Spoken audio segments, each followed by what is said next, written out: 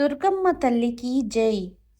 ప్రియమైన భక్తులారా, ఈరోజు మనమందరము కలిసి దుర్గామాత యొక్క 9 దివ్య రూపాల పవిత్ర కథను విందాం. ఏ భక్తుడైతే అమ్మవారి ఈ కథలను శ్రద్ధతో, నిజమైన మనసుతో వింటాడో వారికి దుర్గామాత అపారమైన అనుగ్రహం లభిస్తుంది. వారి జీవితంలోని కష్టాలు తొలగిపోయి ఇంట్లో సుఖశాంతులు వెల్లివిరుస్తాయి. అమ్మవారి ప్రతి రూపానికి దానిదైన ప్రత్యేకత, విశేషమైన శక్తి ఉంది. ఈ 9 రోజులలో మనం అమ్మవారి 9 రూపాల ప్రయాణాన్ని చూస్తాము. సమయానుసారం అమ్మవారు ఈ లోకాన్ని ఎలా రక్షించారో తెలుసుకుందాము. కాబట్టి అమ్మవారిని హృదయంలో తలుచుకుంటూ ప్రేమతో దుర్గమ్మ తల్లికి జై అని పలకండి. నవదుర్గల పేర్లు మరియు వాటి విశిష్టతలు. 1. శైలపుత్రి. నవరాత్రుల మొదటి రోజున ఈమెను పూజిస్తారు. ఈమె హిమాలయాల కుమార్తె. 2. బ్రహ్మచారిణి. నవరాత్రుల రెండవ రోజున ఈమెను పూజిస్తారు. 3. చంద్రఘంట. నవరాత్రుల మూడవ రోజున ఈమెను పూజిస్తారు. చంద్రుడు వంటి ఆకారం కలిగిన ఈమెను చంద్రఘంట అంటారు. 4. కుష్మాండ. నవరాత్రుల 4వ రోజున ఈమెను పూజిస్తారు. ఈమె విశ్వాన్ని సృష్టించింది. 5. స్కందమాత. నవరాత్రుల 5వ రోజున ఈమెను పూజిస్తారు. కుమారస్వామికి తల్లి. 6. కాత్యాయని. నవరాత్రుల 6వ రోజున ఈమెను పూజిస్తారు. 7. కాళరాత్రి. నవరాత్రుల 7వ రోజున ఈమెను పూజిస్తారు. 8. మహాగౌరి. నవరాత్రుల 8వ రోజున ఈమెను పూజిస్తారు. 9. సిద్ధిదాత్రి. నవరాత్రుల 9వ రోజున ఈమెను పూజిస్తారు. ఈ కథ ఆనాటిది. ఎప్పుడైతే ఈ భూమిపై ప్రజపతి దక్షుడు అనే ఒక శక్తివంతమైన గొప్ప రాజు ఉండేవారు. ఆయనకు తన శక్తిమీద, రాజ్యపాలనమీద విపరీతమైన అహంకారం ఉండేది. ఆయనకు ఒక కుమార్తె జన్మించింది. ఆమె సాక్షాత్తు అమ్మవారి అవతారమే. ఆమెకు సతీ అని పేరు పెట్టారు. సతి చిన్నప్పటినుంచే శీలం, సౌందర్యం, కరుణ, సద్గుణాలకు ప్రత్యక్ష నిదర్శనం. ఆమె మనసులో భగవాన్ శివుడి పట్ల అపారమైన, అచంచలమైన ప్రేమ ఉండేది. ఆమె మనసులోనే భగవాన్ శివుడిని తన భర్తగా భావించుకుని రేయింబవళ్ళు ఆయన భక్తిలోనే మునిగి ఉండేది. దేవి సతి వివాహ వయస్కు రాగానే ఆమె వివాహం గొప్ప వైభవంగా, ఉత్సవంగా భోళానతుడితో జరిగింది. వివాహం తర్వాత ఆమె కైలాస పర్వతంపై శివుడితో సుఖంగా జీవించసాగింది. అయితే ఇక్కడ ప్రజాపతి దక్షుడి మనసులో శివుడి పట్ల లోతైన ద్వేషభావం ఉండేది. శివుడి యొక్క అమాయకమైన, నిర్లక్ష్యమైన, లోకంలోని సుఖాలకు దూరంగా ఉండే స్వభావం ఆయనకు అస్సలు నచ్చేది కాదు. దక్షుడు ఒక రాజు. ఆయనకు వైభవం, సంపద, ఆడంబరం అంటే ఇష్టం. శరీరంపై విభూతి పూసుకుని, మెడలో పామును ధరించి, భూతప్రేతలతో శ్మశానంలో నివసించే శివుడిని తన వైభవశాలి, ప్రతిష్ఠాత్మక కుమార్తె సతికి తగిన వ్యక్తిగా ఆయన భావించలేదు. ఇదే అహంకారంతో, ద్వేషంతో దక్షుడు ఒక పెద్ద, గొప్ప యజ్ఞం నిర్వహించాలని నిశ్చయించుకున్నాడు. వారు ఈ మహాయజ్ఞానికి సృష్టిలోని దేవతలందరినీ, యుషులను, గంధర్వులను, యక్షులను, ఇంకా పెద్ద పెద్ద ప్రముఖులందరినీ ఆహ్వానించారు. యజ్ఞానికి సన్నాహాలు ముమ్మరంగా సాగుతున్నాయి. నలువైపులా ఆహ్వాన పత్రాలు పంపుతున్నారు. అయితే దక్షుడు తన అహంకారంతో కావాలనే తన కూతురు సతిని, అల్లుడు శివుడిని ఈ మహాయజ్ఞానికి ఆహ్వానించలేదు. ఆయన ఏకైక ఉద్దేశ్యం శివుడిని అవమానించడం, అందరి ముందు ఆయనను చిన్నబుచ్చడం. సతీదేవి కైలాసంలో ఉన్నప్పుడు దేవతలందరూ అందమైన విమానాలలో అలంకరించుకుని ఎక్కడికో వెళ్తుండడం చూసింది. ఆమె మనసులో కుతూహలం కలిగింది. మీరందరూ ఇంత ఉత్సాహంగా ఎక్కడికి వెళ్తున్నారు? అని అడిగింది. అప్పుడు దేవతలు, మీ తండ్రి ప్రజాపతి దక్షుడు ఒక పెద్ద యజ్ఞం నిర్వహిస్తున్నారు, మేమంతా అందులో పాల్గొనడానికి వెళ్తున్నాం అని చెప్పారు. ఇది విన్న సతీదేవికి పుట్టింటికి వెళ్లాలని మనసు ఉద్విగ్నతతో ఉంది. తన అక్కచెల్లెళ్లను, తల్లిదండ్రులను చూడాలన్న కోరిక పెరిగింది. యజ్ఞోత్సవం చూడాలన్న ఆకాంక్ష కూడా తీవ్రంగా కలిగింది. ఆమె శివుడి దగ్గరకు వెళ్లి ఎంతో ప్రేమగా, స్వామీ, మా నాన్నగారు ఒక గొప్ప యజ్ఞం చేస్తున్నారు. దేవతలందరూ అక్కడికి వెళ్తున్నారు. నాకు కూడా అక్కడికి వెళ్ళి మా అమ్మను అక్కచెల్లెళ్లను కలిసి ఆ మహాయజ్ఞంలో పాల్గొనాలని ఉంది అని కోరింది. త్రిశక్తిమంతుడైన శివుడికి అన్నీ తెలుసు. దక్షుడి మనసులో దాగివున్న ద్వేషం గురించి ఆయనకు పూర్తిగా తెలుసు. ఆయన ప్రేమగా సతికి నచ్చజెప్పాడు. ప్రియా, మీ నాన్నగారికి మనపై శత్రుభావం ఉంది. అందుకే ఆయన మనల్ని యజ్ఞానికి ఆహ్వానించలేదు. ఎక్కడైతే గౌరవం ఉండదో, ప్రేమ ఉండదో అక్కడికి పలవకుండా వెళ్లడం అస్సలు మంచిది కాదు. అక్కడికి వెళ్తే నీకు, నాకు ఇద్దరికీ అవమానం జరగవచ్చు.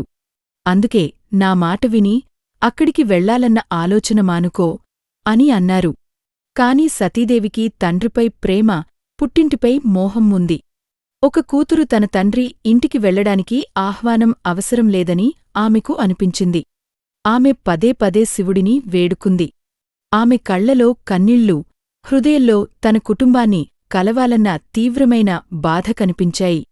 చివరకు సతీదేవి బలమైన కోరిక, పట్టుదల ముందు శివుడు తలవంచక తప్పలేదు. ఆయన భారమైన మనసుతో సతిని ఒంటరిగా వెళ్లడానికి అనుమతించి, ఆమె రక్షణ కోసం తన గణాలైన నందివంటివారిని ఆమెతో పంపించారు. ఎంతో ఉత్సాహంగా, సంతోషంగా సతీదేవి తన తండ్రి ఇంటికి చేరుకుంది. కాని అక్కడ దృశ్యం చూసి ఆమె హృదయం దుఃఖంతో, బాధతో నిండిపోయింది. ద్వారం దగ్గర ఎవరూ ఆమెను స్వాగతించలేదు. లోపలికి వెళ్లిన తర్వాత కూడా ఆమె అక్కచెల్లెళ్ళు, ఇతర బంధువులు ఆమె పట్ల ఉదాసీనత చూపించారు. వారు ఏదో అపరిచితురాలిగా చూసినట్టుగా ప్రవర్తించారు. కేవలం ఆమె తల్లి ప్రసూతి మాత్రమే ప్రేమతో ఆమెను కోగిలించుకుని యోగక్షేమాలు అడిగింది. మిగతా వారంతా యజ్ఞ సన్నాహాలలో, వచ్చిన అతిథుల స్వాగతంలో సతీ అక్కడ లేనట్లే మునిగిపోయారు. అక్కడ అందరికి మించి ఆమెకు అత్యధిక బాధ అప్పుడు కలిగింది. యజ్ఞం జరుగుతున్న మండపంలో ఆమె చూసింది. అక్కడ దేవతలకు స్థలాలు కేటాయించబడ్డాయి. వారికి ఇవ్వాల్సిన భాగాలు తీసి పక్కన పెట్టారు. కాని దేవతలకే దేవుడు అయిన మహాదేవుడు, భగవాన్ శివుడికి మాత్రం అక్కడ ఎలాంటి స్థలం లేదు. ఆయన పేరుమీద ఏ భాగం ఉంచబడలేదు. ఇది చూసి ఆమె మనసు ఆవేదనతో, కోపంతో నిండిపోయింది. ఆమె తన తండ్రి దక్షుడిని దీనికి గల కారణం అడిగింది. అహంకారంతో నిండిన దక్షుడు నిండు సభలో శివుడి పట్ల అవమానకరమైన, కఠినమైన మాటలు మాట్లాడడం మొదలుపెట్టాడు. శివుడి రూపాన్ని, ఆయన వేషాన్ని, ఆయన గణాలను, శ్మశానవాసి అవ్వడాన్ని ఆయన ఎగతాళి చేశాడు. తన భర్త గురించి ఇలాంటి కఠినమైన, భరించలేని మాటలు విని సతీదేవి హృదయం ఛద్రమైపోయింది. ఆమెకు అన్నింటిమీదా మోహం పోయింది. శివుడు చెప్పిన మాటలు ఆమెకు గుర్తుకు వచ్చి తన నిర్ణయంపై చాలా పశ్చాత్తాపపడింది. కోపం, దుఃఖం, అవమానం అనే అగ్నిలో మండిపోతున్న సతీదేవి నిండు యజ్ఞ మండపంలో గర్జించింది. ఓ తండ్రి! మీరు శివుడిని మాత్రమే కాదు, శివత్వాన్ని కూడా, ఈ సృష్టికి మూలమైన ఆ పరమశక్తిని అవమానించారు. నా తండ్రి నా భర్తను గౌరవించకపోవడం వలన నేను ఇలాంటి కూతురుగా పుట్టినందుకు నన్ను నేను నిందించుకుంటున్నాను. మీనుంచి వచ్చిన ఈ శరీరాన్ని నేను ఇక ఒక్క క్షణం కూడా ధరించదలచుకోలేదు అని అంది. ఇంత చెప్పి ఆమె తన యోగశక్తితో తనలోనే అగ్నిని పుట్టించుకుంది. అదే యజ్ఞకుండం దగ్గర కూర్చుని తన భర్త శివుడిని స్మరిస్తూ ఆ అగ్నిలో తన శరీరాన్ని ఆహుతి ఇచ్చేసింది. చూస్తుండగానే ఆమె పవిత్ర శరీరం అగ్నిలో కలిసిపోయింది. యజ్ఞశాలలో హాహాకారం చెలరేగింది. ఈ వార్త శివుడికి తెలిసినప్పుడు ఆయన కోపానికి హద్దులు లేవు. ఆయన తన జడలోంచి ఒక పాయను ఆడబెరికి భూమిపై విసిరాడు. దానినుండి మహా పరాక్రమవంతుడైన వీరభద్రుడు పుట్టాడు. శివుడు వీరభద్రుడికి దక్షుడి యజ్ఞాన్ని ధ్వంసం చేయమని ఆదేశించాడు. వీరభద్రుడు శివగణాలతో కలిసి దక్షుడి యజ్ఞాన్ని నాశనం చేసి దక్షుడి తలను నరికాడు. అటువైపు శరీరం త్యజించిన సతీదేవి తన తర్వాతి జన్మలో పర్వతాలకు రాజు అయిన హిమాలయుడికి, ఆయన భార్య అయిన రాణి మైనాకు తీవ్రమైన తపస్సుతో సంతోషించి వారి కుమార్తెగా జన్మించింది. ఆమె పర్వతం అంటే శైల రాజు ఇంట్లో పుట్టినందున ఆమెను శైలపుత్రి అని కూడా అంటారు. అందుకే ఆమె శైలపుత్రి అని పిలువబడింది. ఈ శైలపుత్రియే తర్వాత కాలంలో కఠోర తపస్సు చేసి శివుడిని తిరిగ భర్తగా పొంది పార్వతిగా ప్రసిద్ధి చెందింది. నవరాత్రి మొదటిరోజు ఇదే శైలపుత్రి మాతను పూజిస్తారు. ఆమె స్థిరత్వానికి, దుఘత్వానికి, సంకల్పానికి ప్రతీక. ఆమె తన కుడి చేతిలో త్రిశూలం, ఎడమ చేతిలో కమలం ధరించి ఉంటుంది. ఆమె వాహనం వృషభం అంటే ఎద్దు. ఇప్పుడు మనం అమ్మవారి తర్వాతి స్వరూపం కథలోకి వెళ్దాం. ఆ గొప్ప కథ ఆరంభం ఎక్కడైతే ఒక దివ్య లీల ముగిసిందో అక్కడినుంచే మొదలవుతుంది. ప్రజాపతి దక్షుడి మహాయజ్ఞంలో తన భర్త శివుడికి జరిగిన అవమానాన్ని భరించలేక సతీదేవి తన యోగశక్తితో తన మర్త్య శరీరాన్ని భస్మం చేసుకుంది. ఇది కేవలం ఒక శరీరం అంతం మాత్రమే కాదు, ఒక కొత్త సంకల్పానికి బీజం పడటం. ఆ అగ్నిలో దేహం భస్మమవుతున్నా ఆమె మనసు తన ఆరాధ్యుడైన, ప్రాణనతుడైన శివుడిమీదనే లీనమే ఉంది. ఆమె అదే క్షణంలో తిరిగి జన్మిస్తానని, ఈసారి తన శివుడిని గౌరవించే తండ్రి ఇంట్లో జన్మిస్తానని, మళ్ళీ తన శివుడినే భర్తగా పొందుతానని ప్రతిన పూనింది. దీనికోసం ఆమె ఎన్ని కష్టాలైనా భరించడానికి సిద్ధపడింది. కాలచక్రం తిరిగింది. బ్రహ్మాండం తన గతిలో సాగిపోతూ ఉంది. కైలాసంలో శివుడు తన ప్రియసఖి వియోగానికి లోతైన శోకంలో, వైరాగ్యంలో మునిగిపోయారు. దానివల్ల సృష్టి సమతుల్యం దెబ్బతింది. మరోవైపు భూమిపై దేవభూమి హిమాలయాలలో పర్వతరాజ్ హమవాన్, ఆయన ధర్మపత్ని రాణి మైనావతి, మైనా సంతానం కోసం కఠోర తపస్సు చేస్తున్నారు. వారు తమ వంశం గౌరవాన్ని పెంచడమే కాకుండా లోకం శ్రేయస్సును కూడా కోరే ఒక కుమార్తెను కోరుకున్నారు. వారి స్వచ్ఛమైన భక్తికి, నిస్వార్థ తపస్కు సంతోషించి సతిగా దేహం త్యజించిన ఆదిశక్తి వారి ఇంట్లో జన్మించాలని నిశ్చయించుకుంది. శుభముహూర్తంలో రాణిమైనా ఒక అద్భుతమైన తేజస్సుగల బాలికకు జన్మనిచ్చింది. ఆ బాలిక పుట్టగానే హిమాలయాల శిఖరాలు మరింత తెల్లగా మారాయి. గుహలలో దివ్యమైన కాంతి వ్యాపించింది. సువాసనల మంద పవనం వీచింది. దిక్కులు నిర్మలమయ్యాయి. పర్వతానికి కూతురు అయినందున ఆమెకు పార్వతి అని పేరు పెట్టారు. పర్వతం అంటే శైల లేదా గిరి కూతురు అయినందున ఆమెను శైలపుత్రి లేదా గిరిజ అని కూడా అంటారు. పార్వతి చిన్నప్పటినుంచే అసాధారణమైనది. ఆమె సౌందర్యం అలౌకికమైనది. మానవులందరికీ ప్రకృతి తన సౌందర్యాన్ని అందులో నింపినట్లుగా ఉంది. ఆమె కళ్ళు లోతైన సరస్సుల మాదిరిగా ప్రశాంతంగా, ముఖం చంద్రుడిలా చల్లగా, మాటలు కోకిల మాదిరిగా మధురంగా ఉండేవి. ఆమె చాలా ప్రశాంతంగా, గంభీరంగా, ఆలోచనాత్మకంగా ఉండేది. ఇతర పిల్లలు ఆడుకుంటున్నప్పుడు కూడా పార్వతి తరచుగా ఒంటరిగా కూర్చుని లోతైన ధ్యానంలో మునిగిపోయేది. ఆమె హృదయంలో అనాయాసంగా శివుడి రూపం స్థిరంగా ఉండేది. ఆమె ఎవరూ చెప్పకపోయినా శివుడి లీలలను, ఆయన గుణాలను గుర్తుచేసుకుంటూ మనసులోనే ఆయనను తన సర్వస్వంగా భావించేది. తల్లిదండ్రులు ఆమె ఈ దివ్యమైన స్వభావాన్ని చూసి ఆశ్చర్యపోయేవారు, సంతోషించేవారు. వారి కూతురు ఒక సాధారణ అమ్మాయి కాదు, స్వయంగా జగదంబ అవతారమని వారికి అర్థమైంది. పార్వతి పెద్దవుతున్న కొద్దీ శివుడిని భర్తగా పొందాలన్న ఆమె సంకల్పం మరింత దుఃఖమైంది. ఆమె తరచుగా తన తల్లిని శివుడి గురించి అడిగి తెలుసుకునేది, ఆయన కథలు వినేది, కైలాసం వైపు చూస్తూ ఉండేది. ఆమె అణువణువునా శివ ప్రేమతో నిండిపోయింది. ఒకరోజు దేవర్షి నారదుడు వీణ వాయిస్తూ నారాయణ నారాయణ అంటూ రాజు హమవాన్ రాజ్యసభకు వచ్చారు. రాజు, రాణి ఆయనకు గొప్ప స్వాగతం పలికి తమ కుమార్తె పార్వతిని ఆయన పాదాలకు నమస్కరించమని చెప్పారు. దేవర్షి నారదుడు తన దివ్యదృష్టితో పార్వతిని చూసి ఆమె భవిష్యత్తును తెలుసుకున్నారు. ఆయన చిరునవ్వు నవ్వి రాజు హమవాన్తో ఇలా అన్నారు: రాజా, మీ కుమార్తె సాక్షాత్తు త్రిలోక సుందరి, సకల గుణ సంపన్నురాలు. ఆమె అదృష్టంలో శివుడే భర్తగా రాసిపెట్టున్నారు. అయితే నారదుడు క్షణమాగి మళ్ళీ ఇలా అన్నారు: కాని శివుడిని పొందడం చాలా కష్టం. ఆయన పరమ వైరాగి, యోగి, శ్మశానవాసి. ఆయనకు సంసార సుఖాలపై ఎలాంటి మోహం లేదు.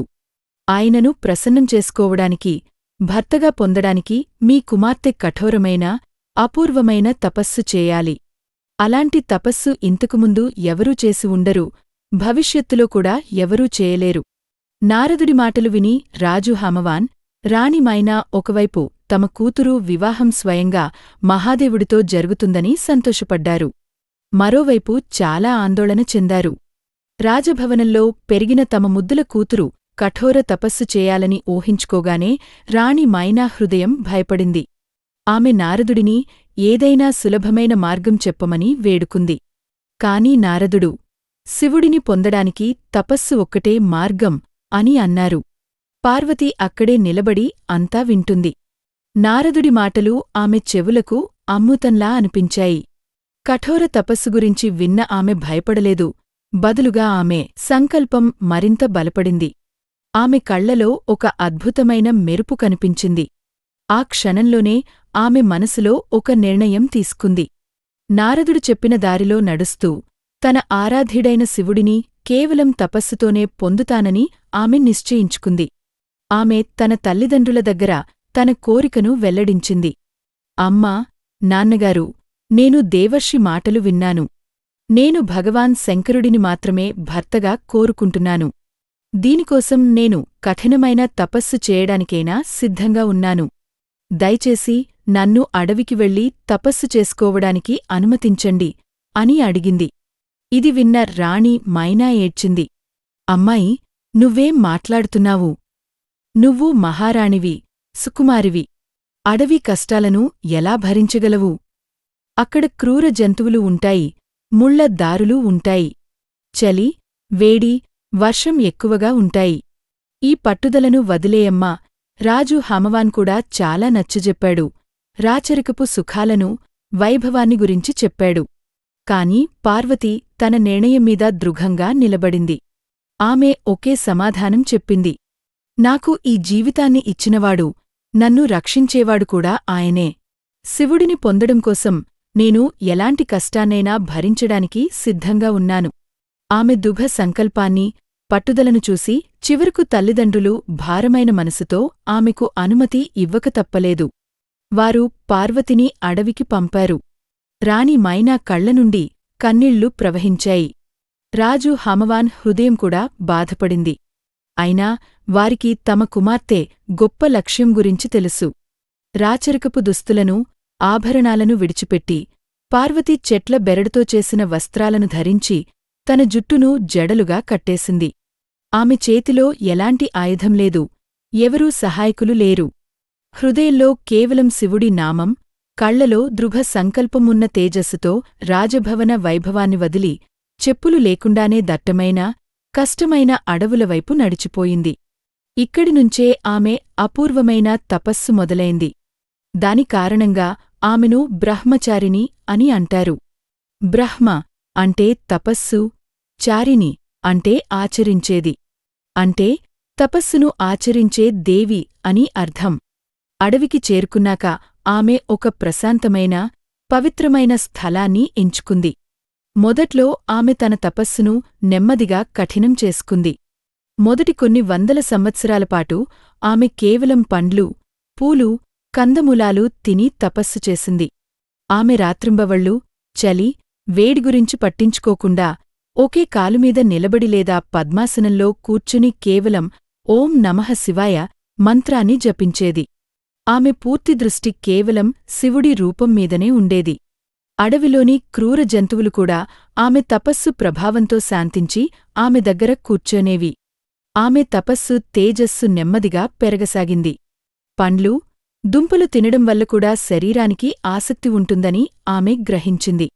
దాంతో ఆమె వాటిని కూడా విడిచిపెట్టింది. తర్వాతి కొన్ని వేల సంవత్సరాలపాటు కేవలం చెట్లనుంచి రాలిన ఎండుమారేడు ఆకులను మాత్రమే తిని తపస్సు చేసింది. శివుడికి మారేడు ఆకులు చాలా ఇష్టం. అందుకే పార్వతి వాటినే తన ఆహారంగా చేసుకుంది. ఆమె శరీరం నెమ్మదిగా బలహీనపడింది. అయినా ఆమె ముఖంలో ఉన్న తేజస్సు, సంకల్పంలో ఉన్న దుఘత్వం వేల సూర్యుల మాదిరిగా పెరిగిపోతూ ఉంది. ఆమె అన్ని ఋతువుల కష్టాలను సహించింది. వేసవిలో పంచాగ్ని మధ్య 4 వైపులా నిప్పులు పెట్టి పైన సూర్యుడి వేడి తపస్సు చేసేది. వర్షాకాలంలో ఆమె బయట కూర్చుని కుండపోత వర్షాన్ని, పడుగులను తట్టుకుంది. చలికాలంలో గడ్డకట్టే చలిలో మంచుమీద లేదా నీటిలో నిలబడి తపస్సు చేసింది. ఆమెకు ఆకలి, దాహం, నిద్ర భయం ఏదిలేదు. ఆమె మనసు పూర్తిగా శివుడిలో లీనమైపోయింది. ప్రపంచంలోని అన్ని సుఖదుమఖాలు ఆమెకు అర్థంలేనివిగా మారాయి. మరో 1000 సంవత్సరాలు గడిచాయి. ఆమె తపస్సు ఇప్పుడు ఉన్నత స్థాయికి చేరుకుంది. ఎండు ఆకులు తినడం వల్ల కూడా నాలుక రుచి, శరీరానికి పోషణ లభిస్తాయని, అది తపస్సులో ఒక చిన్న అడ్డంకి అని ఆమెకు అనిపించింది. అందుకే ఆమె ఎండు ఆకులు తినడం కూడా మానేసింది. ఆమె పూర్తిగా ఆహారం, నీరు లేకుండా ఉండిపోయింది. ఇప్పుడు ఆమె గాలిమీద కూడా ఆధారపడలేదు. కేవలం తన యోగశక్తి, శివుడిని స్మరించడం వల్లనే జీవించింది. ఆకులు కూడా తినకపోవడం వల్ల ఆమెకు అపర్ణ అనే పేరు వచ్చింది. ఈ అపూర్వమైన, ఊహించలేని తపస్సు 3 లోకాలను కదిలించింది. దేవతలు, యుషులు, మునులు, సిద్ధులు, గంధర్వులు అందరూ ఆశ్చర్యపోయారు, ఆందోళన పడ్డారు. ఇలాంటి కఠోర తపస్సు ఇంతవరకు ఎవరూ చేయలేదు. ఆమె తపస్సు తేజస్సుతో స్వర్గలోకం కూడా ప్రకాశించింది. ఇంద్రుడి సింహాసనం కదిలింది. పార్వతి తపస్సుతో ఎక్కువ శక్తిని పొంది సృష్టి సమతుల్యత దెబ్బతింటుందని దేవతలందరికీ భయం వేసింది. దేవతలందరూ కంగారుపడి సృష్టికర్త అయిన బ్రహ్మదేవుడి దగ్గరకు వెళ్లారు. వారు బ్రహ్మదేవుడిని ప్రార్థించారు. తాతగారు, దేవి పార్వతి కఠోర తపస్సువల్ల 3 లోకాలు బాధపడుతున్నాయి. ఇంత కఠినమైన సాధన ఇంతకుముందు ఎవరూ చేయలేదు. ఆమె తన మాటపై నిలబడింది. మీరే వెళ్ళి ఆమెకు నచ్చజెప్పి ఆమె తపస్సును పూర్తి చేయించండి. లేకపోతే ఏదైనా అనర్థం జరగవచ్చు. దేవతల ప్రార్థనలు విని బ్రహ్మదేవుడు స్వయంగా పార్వతీ ఘోర తపస్సు చేస్తున్న ప్రదేశానికి వెళ్లారు. ఆమె శరీరం ఎండిపోయి ఎముకలు బయటకు కనిపించాయి. చర్మం ఎముకలకు అతుక్కుపోయింది. జడలు పెరిగా భూమిని తాకాయి. కాని ఆమె ముఖంలో దివ్యమైన ప్రశాంతత, సంతోషం, తేజస్సు ఉండేవి. బ్రహ్మదేవుడు ఆమె రూపాన్ని, ఆమె నిష్టను చూసి చాలా ప్రభావితుడయ్యాడు. ఆయన మధురమైన, గంభీరమైన స్వరంతో ఇలా అన్నారు: ఓ దేవి, ఓ పర్వతరాజు కుమార్తె, లేవమ్మా! నీ తపస్సు ఫలించింది. బ్రహ్మాండ చరిత్రలో ఇంత కఠినమైన, స్థిరమైన తపస్సును ఎవరూ చేయలేదు. ఇది నీ ఒక్కదానికే సాధ్యమయ్యే విషయం. నీ కీర్తి యుగయుగాలపాటు గానం చేయబడుతుంది. దేవి పార్వతి నెమ్మదిగా కళ్ళు తెరిచింది. తన ఎదురుగా బ్రహ్మదేవుడిని చూసి మనసులోనే నమస్కరించుకుంది. బ్రహ్మదేవుడు కొనసాగిస్తూ ఇలా అన్నాడు: ఓ దేవి, నీ కోరిక తప్పకుండా నెరవేరుతుంది. నీ ఈ అద్భుతమైన తపస్సుకు సంతోషించి శివుడు నిన్ను తన భార్యగా తప్పకుండా స్వీకరిస్తారు. ఇప్పుడు నువ్వు ఈ కఠిన తపస్సును విడిచిపెట్టు. నీ తల్లిదండ్రులు నీ వియోగంలో చాలా దుఃఖంలో ఉన్నారు. త్వరలోనే నీ తండ్రి నిన్ను తీసుకురావడానికి వస్తారు. నువ్వు ఆయనతో పాటు ఇంటికి తిరిగివెళ్ళు. బ్రహ్మదేవుడి నోటినుంచి ఈ వరం విన్నదేవి పార్వతీ హృదయానికి శాంతి కలిగింది. 1000 సంవత్సరాల సాధన ఫలించింది. ఆమె బ్రహ్మదేవుడికి నమస్కరించింది. బ్రహ్మదేవుడు ఆమెను ఆశీర్వదించి అదృశ్యమయ్యారు. ఈ విధంగా కఠోర తపస్సును ఆచరించడం వల్లనే దేవి పార్వతీ ఈ రూపం బ్రహ్మచారిణి మాతగా లోకంలో ప్రసిద్ధి చెందింది. ఆమె తపస్సు, త్యాగం, వైరాగ్యం, సదాచారం, సంయమం వంటి వాటికి అధిష్ఠాన దేవత. ఆమె ఈ కథ మనకు ఒక దృఢ సంకల్పం, నిష్ఠతో కష్టమైన లక్ష్యాలను కూడా సాధించవచ్చని నేర్పిస్తుంది. బ్రహ్మచారిణి రూపంలో ఒక సాధారణ మానవుడు ఊహించలేని విధంగా 1000 సంవత్సరాలు కఠోర తపస్సు చేసిన దేవి పార్వతి ఇప్పుడు తన సాధన ఫలాన్ని పొందేందుకు సిద్ధంగా ఉంది. బ్రహ్మదేవుడి వరం ప్రకారం శివుడు ఆమెను తన భార్యగా అంగీకరించాడు. ఈ వార్త పర్వతరాజ్ హమవాన్, రాణి మైనాకు తెలియగానే వారి రాజ్యంలో సంతోషం వెల్లువెత్తింది. సంవత్సరాలపాటు తమ కూతురు కఠోర తపస్సు చూసి ఆందోళనపడిన తల్లిదండ్రుల హృదయం ఇప్పుడు ఆనందంతో నిండిపోయింది. సంపూర్ణ హిమాలయ ప్రాంతంలో పండుగ వాతావరణం నెలకొంది. పర్వత శిఖరాలు తెల్లటి జెండాలతో అలంకరించబడ్డాయి. లోయలలో మధురమైన సంగీతం వినిపించింది. రాజభవనాన్ని పూలతో, మనులతో, దీపాలతో పెళ్లికూతురిలా అలంకరించారు. రాణి మైనా తన చెలికత్తెలు, దాసిలతో పెళ్లి ఏర్పాట్లలో నిమగ్నమే ఉంది. రకరకాల వంటకాలు సిద్ధమయ్యాయి. బట్టలు, ఆభరణాలు సిద్ధమయ్యాయి. అందరి ముఖాల్లో సంతోషం, ఉత్సాహం కనిపించాయి. స్వయంగా పర్వతరాజ్ హమవాన్ తమ కూతురికి త్రిలోకనాథుడు అయిన శివుడిని భర్తగా పొందినందుకు గర్వపడ్డారు. ఆయన స్వయంగా పెళ్లి పనులను పర్యవేక్షిస్తున్నారు. తపస్సు కారణంగా బలహీనపడిన పార్వతీదేవి ఇప్పుడు నెమ్మదిగా తన సహజమైన దివ్య లావణ్యాన్ని తిరిగి పొందుతోంది. ఆమె స్నేహితురాళ్లు ఆమెకు నలుగుపెట్టి సుగంధ ద్రవ్యాలతో స్నానం చేయించి ఆమె పొడవైన, దట్టమైన జుట్టును అలంకరిస్తున్నారు. పెళ్లిరోజుకోసం ఆమెను ఎంతో అందమైన పట్టు వస్త్రాలతో, దివ్యమైన రత్నాలు పొదిగిన ఆభరణాలతో అలంకరిస్తున్నారు. ఆమె ముఖం ప్రశాంతంగా, సున్నితంగా, ఒక దివ్య తేజస్సుతో నిండి ఉంది.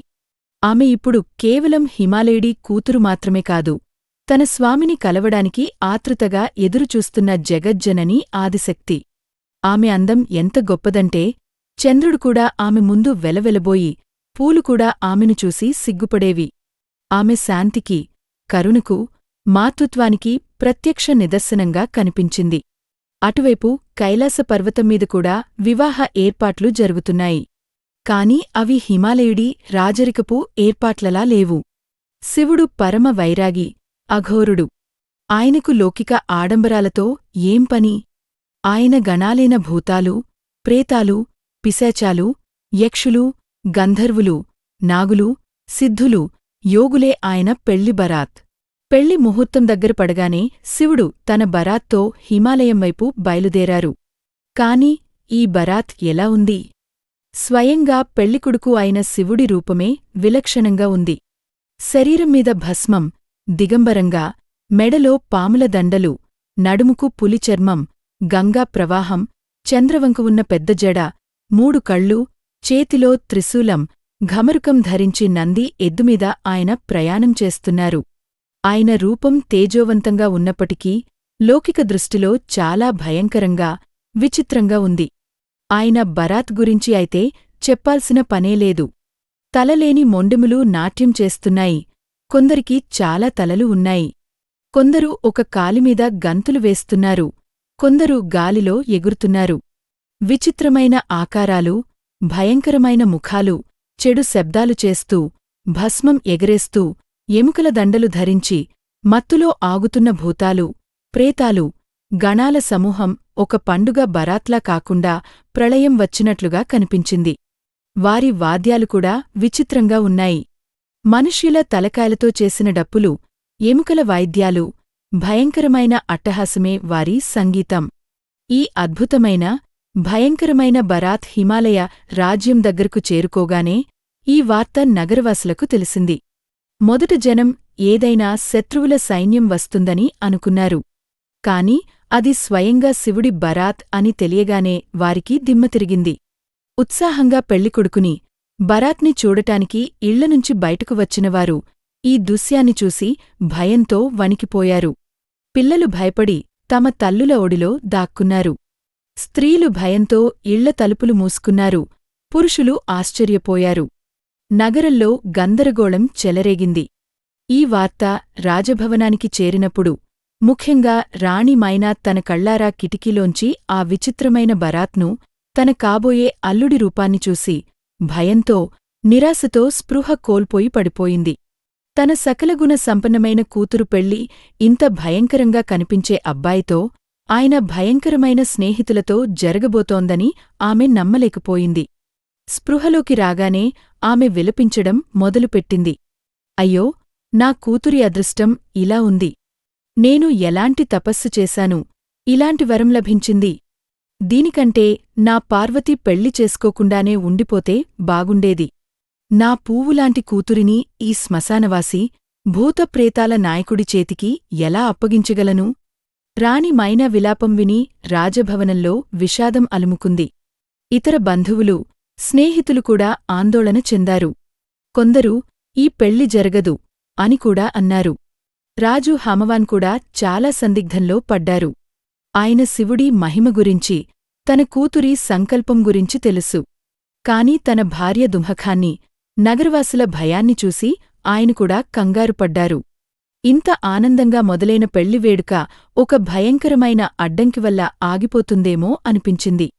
రాజభవనం లోపల తన గదిలో కూర్చున్న పార్వతీదేవికి కూడా ఈ గందరగోళం, తన తల్లి ఏడుపు వినిపించాయి. ఆమె అన్నీ అర్థం చేసుకుంది. శివుడి బయటి రూపం భయంకరంగా ఉన్నప్పటికీ ఆయన లోపల పరమ కరుణామయుడు, శుభాలు కోరేవాడు అని ఆమెకు తెలుసు. ఆయన గణాల రూపాలు విచిత్రంగా ఉన్నప్పటికీ వారు కూడా శివుడిలో భాగమని ఆమె గ్రహించింది. కాని ఆమె తన తల్లిదండ్రులు, నగరవాసులు ఈ దివ్య సత్యాన్ని అర్థం చేసుకోలేకపోతున్నారని, భయపడుతున్నారని చూసింది.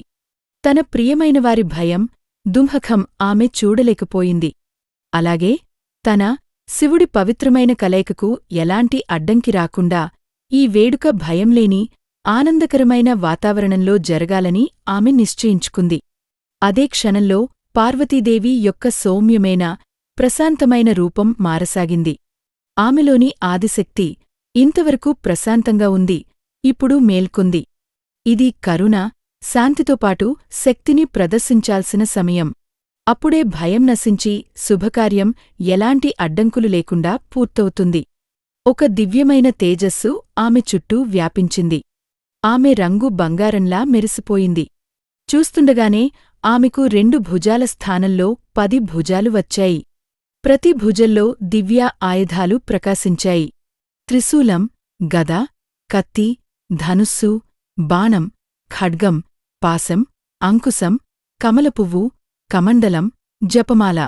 ఒక చేయి వరాలు ఇచ్చే వరదముద్రలో, మరో చేయి అభయం ఇచ్చే అభయముద్రలో ఉన్నాయి. ఆమె వాహనమైన శక్తివంతమైన సింహం లేదా పులి గర్జిస్తూ ఆమె ముందు ప్రత్యక్షమైంది. ఆమె దానిపై కూర్చుంది. అన్నింటికంటే అద్భుతమైన మార్పు ఆమె నుదుటిపై జరిగింది. గంట ఆకారంలో ఉన్న ఒక దివ్యమైన చంద్రవంక ప్రత్యక్షమే ప్రకాశించింది. ఇది కేవలం చంద్రుడి చల్లదనానికి ప్రతీక కాదు, ఇది ఒక దివ్యమైన గంట కూడా. ఈ రూపంలో దేవి చాలా తేజోవంతంగా, గొప్పగా, అజేయంగా కనిపించింది. ఇదే ఆమె చంద్రఘంట రూపం. సౌమ్యత, వీరత్వం, శాంతి, సంహారం వంటి విలక్షణమైన లక్షణాల సంగమం. మా చంద్రఘంట రూపంలో దేవి పార్వతీ రాజభవనం నుంచి బయటకు వచ్చారు. ఆమె ఈ తేజోమయ, 10 చేతులున్న సింహవాహిని రూపాన్ని చూసి ఒకవైపు దేవతలు, యుషులు సంతోషించగా, మరోవైపు అల్లరి చేస్తున్న శివుడి గణాలు ఒక క్షణం నిలబడిపోయాయి. అప్పుడు అమ్మవారు తన నుదుటిపై ఉన్న ఆ చంద్రగంటను తన యోగశక్తితో ధ్వనింపచేశారు. ఆ గంటనుంచి ఒక ప్రచండమైన, దివ్యమైన ధ్వని వచ్చింది. అది 3 లోకాలలోనూ ప్రతిధ్వనించింది. ఈ ధ్వని సాధారణమైనది కాదు. అది కర్ణకఠోరమైన శబ్దం కాదు, బ్రహ్మాండ శక్తిని నిక్షిప్తం చేసుకున్న ఒక నాదం. శివుడి గణాల రూపంలో లేదా వారి చుట్టూ తిరుగుతున్న రాక్షసులు, దుష్టశక్తులు, భూతాలు, ప్రేతాలు, పిశాచాలు ఆ ధ్వనిని భరించలేకపోయాయి. ఆ ధ్వని వారికి మృత్యుఘోషలా అనిపించింది. వారు భయంతో వణికిపోయారు. వారి హృదయాలు భయంతో విచ్ఛిన్నం అయ్యాయి. చాలా దుష్ట ఆత్మలు అక్కడినుంచి వెంటనే పారిపోయాయి లేదా శాంతించి నిష్క్రియంగా మారిపోయాయి. గణాల ఉపద్రవం శాంతించింది. భయపడిన మనుష్యులకు, దేవతలకు, రాణి మైనా, రాజు హమవాన్, ఇంకా ఇతర నగరవాసుల చెవులకు ఈ ధ్వని అమృతంలా వినిపించింది. ఈ ధ్వని వారి మనసులోని భయాన్ని, సందేహాన్ని, ఆందోళనను తక్షణమే నాశనం చేసింది. వారి హృదయాలలో శాంతి, ధైర్యం నెలకొన్నాయి. వారికి దేవి యొక్క నిజమైన స్వరూపం, శివుడి మహిమ అర్థమయ్యాయి. ఆ దివ్యధ్వని వాతావరణాన్ని పూర్తిగా శుద్ధిచేసి, పవిత్రం చేసింది. ప్రతికూల శక్తి అంతమే, ఒక సానుకూల, శాంతమైన, శుభప్రదమైన తేజస్సు నలువైపులా వ్యాపించింది. మా చంద్రఘంట తన ఈ శక్తివంతమైన రూపంలో శివుడి దగ్గరకు వెళ్లి నమస్కరించారు. శివుడు తన శక్తి ఈ అద్భుతమైన రూపాన్ని చూసి మనసులోనే నవ్వుకున్నారు. పార్వతి ఈ రూపాన్ని ఎందుకు ధరించిందో ఆయనకు అర్థమైంది. ఆయన దేవికి, ఆమె ప్రియమైనవారికి భరోసా ఇవ్వడానికి స్వయంగా తన భయంకరమైన రూపాన్ని విడిచిపెట్టి ఒక అత్యంత అందమైన, సౌమ్యమైన, రాజరికపు పెళ్లికొడుకు రూపం ధరించారు. ఆయన శరీరంపై భస్మం బదులు గంధం పూత, పాముల స్థానంలో మనుల హారాలు, పులి చర్మం బదులు దివ్యమైన పీతాంబరం ప్రకాశించాయి. ఆయన రూపం ఎంత మనోహరంగా ఉందంటే దేవతలు, మనుష్యులు అందరూ ఆయనను చూసి ముగ్ధులయ్యారు. ఇప్పుడు వాతావరణం పూర్తిగా మారిపోయింది. భయం బదులు శ్రద్ధ, ఆనందం చోటు చేసుకున్నాయి. రాణి మైనా, రాజు హామవాన్ బాధంతా తొలగిపోయింది. తమ కూతురి శక్తిరూపాన్ని, తమ అల్లుడి సౌమ్య రూపాన్ని చూసి వారు పరమానందం చెందారు. ఆ తర్వాత అత్యంత గొప్ప, ఆనందకరమైన వాతావరణంలో దేవతలు, సాధువులు, మునులు, ప్రముఖుల సమక్షంలో శివుడికి, పార్వతికి శుభవివాహం జరిగింది. ఇది కేవలం ఇద్దరు వ్యక్తుల కలయిక కాదు. శివశక్తి, పురుష ప్రకృతి, బ్రహ్మాండపు చైతన్యం, శక్తిల మహాకలయిక. మా చంద్రఘంట రూపం మనకు శాంతి, సౌమ్యత అవసరమని బోధిస్తుంది. కాని దుష్టశక్తులు, భయం, అన్యాయం పెరిగినప్పుడు వాటిని అణచివేయడానికి శక్తిని ప్రదర్శించడం కూడా తప్పనిసరి అవుతుంది. శాంతి, శ్రేయస్సును స్థాపించడానికి మాత్రమే ఆమె ఆయుధాలు ధరిస్తారు. ఈ విధంగా మా చంద్రఘంట శివుడి వివాహానికి వచ్చిన అడ్డంకిని తొలగించడమే కాకుండా తన భక్తులను రక్షించడానికి ఎల్లప్పుడూ సిద్ధంగా ఉన్నానని సందేశం కూడా ఇచ్చింది. ఆమె గంట ఎల్లప్పుడూ మోగుతూనే ఉంటుంది. దుష్టులకు మృత్యువుగా, భక్తులకు అభయవరం ఇచ్చేదిగా. నవరాత్రి 4గో రోజున దుర్గామాత 4గో రూపమైన మా కూష్మాండ పూజకు ప్రత్యేక ప్రాముఖ్యత ఉంది. ఈ రోజున భక్తులు శాస్త్రోక్తంగా దుర్గామాతను ఆరాధిస్తారు, ఆమెకు మిఠాయిలు, పండ్లు, నైవేద్యాలు అర్పిస్తారు. సనాతన ధర్మగ్రంథాలలో వర్ణించినట్లుగా పురాతన కాలంలో త్రిమూర్తులు సృష్టిని సృష్టించాలని సంకల్పించారు. ఆ సమయంలో మొత్తం బ్రహ్మాండం దట్టమైన చీకటితో నిండి ఉంది. సృష్టి అంతా చాలా ప్రశాంతంగా ఉంది. సంగీతం లేదు, ధ్వని లేదు, కేవలం ఒక లోతైన నిశ్శబ్దం మాత్రమే ఉంది. ఈ పరిస్థితిలో త్రిమూర్తులు జగజ్జనని ఆదిశక్తి దుర్గామాత సహాయాన్ని కోరారు.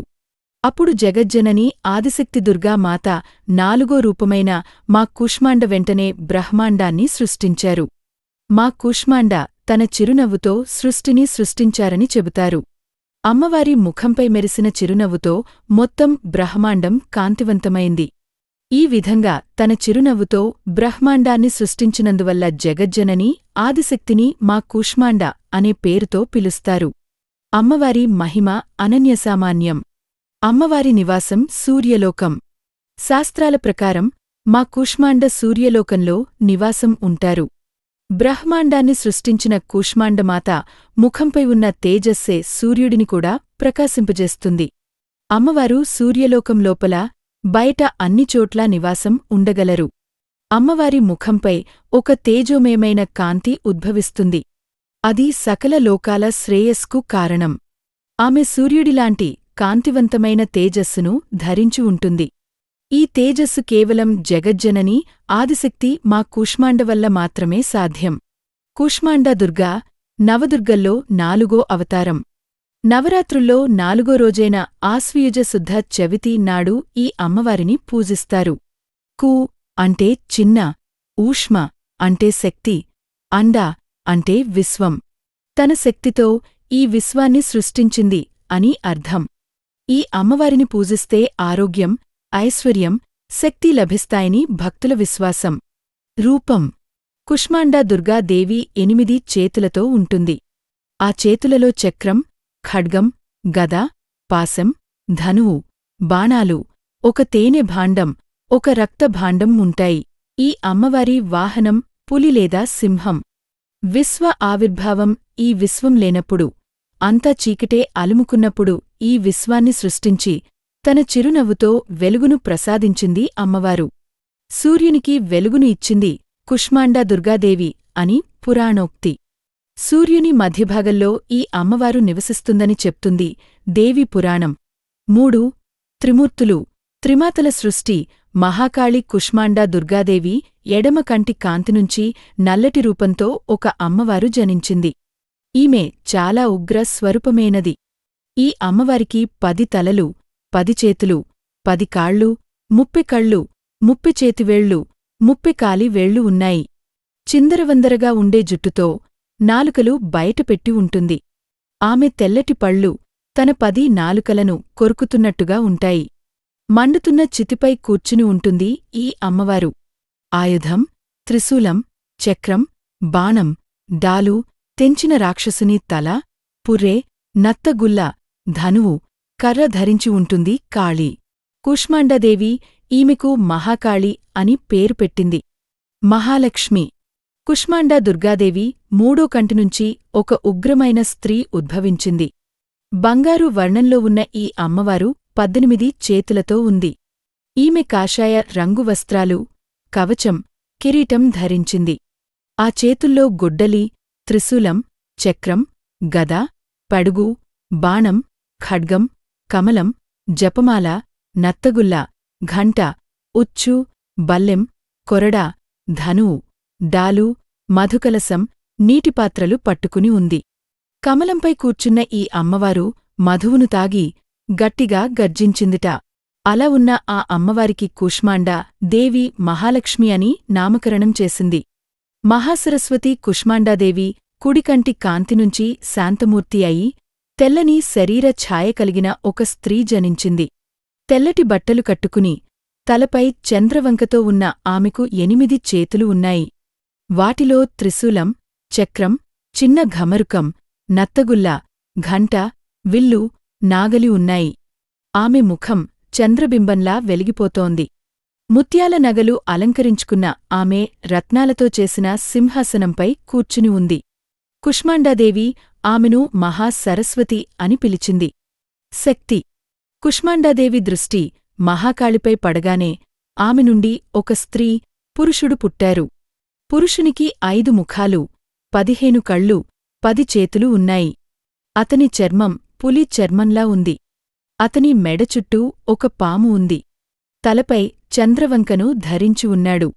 అతని చేతుల్లో గొడ్డలి, జింక, బాణం, ధనువు, త్రిశూలం, పెడుగు, కపాలం, ఘమరుకం, జపమాల, కమండలం ఉన్నాయి. కూష్మాండా దుర్గా అతనికి శివుడు అని పేరు పెట్టింది. మహాకాళి శరీరం నుంచి పుట్టిన స్త్రీ తెల్లగా ఉండి 4 చేతుల్లో పాశం, జపమాల పుస్తకం, కమలం ఉన్నాయి. ఆమెకు శక్తి అని పేరు పెట్టింది కుష్మాండాదేవి. ఇలా కలసి పుట్టిన శివుడు, శక్తి, సరస్వతీదేవి లు అన్నాచెల్లెళ్ళు అని అంటారు. బ్రహ్మ, లక్ష్మి. కుష్మాండా దేవి మహాలక్ష్మిని చూడగానే ఆమె శరీరం నుండి ఒక స్త్రీ, ఒక పురుషుడు వచ్చారు. 4 ముఖాలతో, 4 చేతులతో, ఎరుపు రంగు శరీరంతో, కాషాయ వస్త్రాలతో ఉన్నాడు. ఖరీదైన నగలు ధరించిన అతను తామరపువ్వు, పుస్తకం, జపమాల, కలసం పట్టుకుని ఉన్నాడు. అతనికి బ్రహ్మ అని పేరు పెట్టింది కుష్మాండాదేవి. స్త్రీకి 4 చేతులు ఉన్నాయి. అందంగా, లేత ఎరుపు వర్ణంలో ఉన్న ఆమె పై 2 చేతుల్లో తామరమొగ్గలు, కింద 2 చేతులు అభయముద్రలోనూ ఉన్నాయి. లెక్కలేనన్ని ఆభరణాలు ధరించి ఉంది ఆమె. కుష్మాండాదేవి ఆమెకు లక్ష్మి అని పేరు పెట్టి పిలిచింది. ఇలా కలసి పుట్టిన బ్రహ్మ, లక్ష్మీదేవులు కూడా అన్నాచెల్లెళ్లే. ఇప్పుడు ఊహాలోకంలో చాలా కాలం వెనక్కి వెళ్దాం. ఆ యుగంలో దేవతల వైభవం, రాక్షసుల ఆధిపత్యం వాటి పరాకాష్ఠలో ఉన్నాయి. స్వర్గంలోని నందనవనాలు వాడిపోయాయి. కల్పవృక్షం నీడలో కూడా భయం ఉండేది. ఇంద్రుడి వజ్రం కూడా శక్తిహీనంగా కనిపించింది. దీనికి కారణం ఒక భయంకరమైన, అజేయమైన అసురుడు తారకాసురుడు. తారకాసురుడు ఒక సాధారణ రాక్షసుడు కాదు. సృష్టికర్త అయిన బ్రహ్మదేవుడిని ప్రసన్నం చేసుకోవడానికి అతను అసాధారణమైన, ఊహించలేని తపస్సు చేశాడు. దానివల్ల స్వయంగా బ్రహ్మదేవుడు అతని ముందు ప్రత్యక్షం కావాల్సి వచ్చింది. 1000 సంవత్సరాలపాటు అతను ఆహారం, నీరు విడిచిపెట్టాడు. పంచాగ్ని మధ్య తన శరీరాన్ని తపస్సు చేశాడు. శ్వాసను ఆపి కేవలం బ్రహ్మ ధ్యానం చేశాడు. అతని తపస్సు జ్వాలవల్ల 3 లోకాలు బాధపడ్డాయి. చివరకు సంతోషించి బ్రహ్మదేవుడు అతనికి దర్శనమిచ్చి వరం కోరుకోమన్నారు. తారకాసురుడు చాలా తెలివైనవాడు, గొప్ప ఆశయాలు కలవాడు. అతను అమరత్వం కోసం వరం కోరాడు. కాని బ్రహ్మదేవుడు, జన్మ తీసుకున్నవారికి మరణం తప్పనిసరి, అమరత్వం సాధ్యం కాదు అని వివరించారు. అప్పుడు తారకాసురుడు తన బుద్ధిని ఉపయోగించాడు. అతను చుట్టూ చూసి దేవతల శక్తిని అంచనావేసి తనకు ఎవరివల్ల భయం లేకుండా ఉంటుందని ఆలోచించాడు. శివుడు పరమ వైరాగి, లోతైన ధ్యానంలో మునిగి ఉంటారు. ఆయన వివాహం చేసుకుని పుత్ర సంతానం పొందే అవకాశం లేదని అతనికి అనిపించింది. ఇదే ఆలోచనతో అతను వరం కోరాడు. తాతగారు, నా మరణం తప్పనిసరి అయితే నా మరణం కేవలం శివుడి కుమారుడి చేతిలో మాత్రమే జరిగేలా దయచూపండి. ఇంకెవరి చేతిలోనూ కాదు. బ్రహ్మదేవుడు తథాస్తు అని చెప్పి అదృశ్యమయ్యారు. ఆ సమయంలో శివుడు తన ప్రియమైన భార్య సతి ఆత్మహత్య తరువాత తీవ్రమైన వైరాగ్యంలో, శోకంలో ఉన్నారు. కైలాసంలో లోతైన సమాధిలో ఉన్నారు. ఆయన తిరిగి వివాహం చేసుకోవడం, కుమారుడిని పొందడం అనేది అస్సలు సాధ్యం కాదు అని అనిపించింది. తారకాసురుడు నిశ్చింతగా ఉన్నాడు. తాను పరోక్షంగా అమరత్వాన్నే పొందానని అనుకున్నాడు. ఇప్పుడు తారకాసురుడి ఆధిపత్యం పెరిగింది. బ్రహ్మదేవుడి వరం వల్ల లభించిన అప్పరమైన శక్తి, అజేయత్వం వల్ల అహంకారంతో మునిగిపోయి 3 లోకాలపై తన అధికారాన్ని స్థాపించుకున్నాడు. ఇంద్రుడిని స్వర్గం నుండి తరిమేశాడు. దేవతల యజ్ఞాలలోని భాగాలు లాగేసుకున్నాడు. యుషుల తపస్సులను భంగం చేశాడు. భూమిపై అధర్మం, అరాచకం రాజ్యం చేశాయి. నదులు కలుషితమయ్యాయి. గోమాతను హింసించారు. ధర్మం, కర్మ అంతరించిపోయాయి. దేవతలు భయంతో గుహలలో దాక్కున్నారు. మనుష్యులు త్రాహిమాం అని వేడుకున్నారు. సృష్టి సమతుల్యత పూర్తిగా దెబ్బతింది. దేవతలు తమ శక్తి మొత్తం ఉపయోగించారు. ఇంద్రుడు తన వజ్రాన్ని ప్రయోగించాడు. ఇతర దేవతలు తమ అస్త్రాలను ఉపయోగించారు. కాని తారకాసురుడిపై ఏ ప్రభావం పడలేదు. బ్రహ్మదేవుడి వరం అతన్ని కవచంలా రక్షించింది. ఓటమి, నిరాశ, అవమానంతో ఉన్న దేవతలు తమ బాధను చెప్పుకోవడానికి మొదట బ్రహ్మదేవుడి దగ్గరకు వెళ్లారు. వారు తారకాసురుడి అరాచకాలను వర్ణించి అతని నుండి విముక్తి కోసం మార్గం అడిగారు.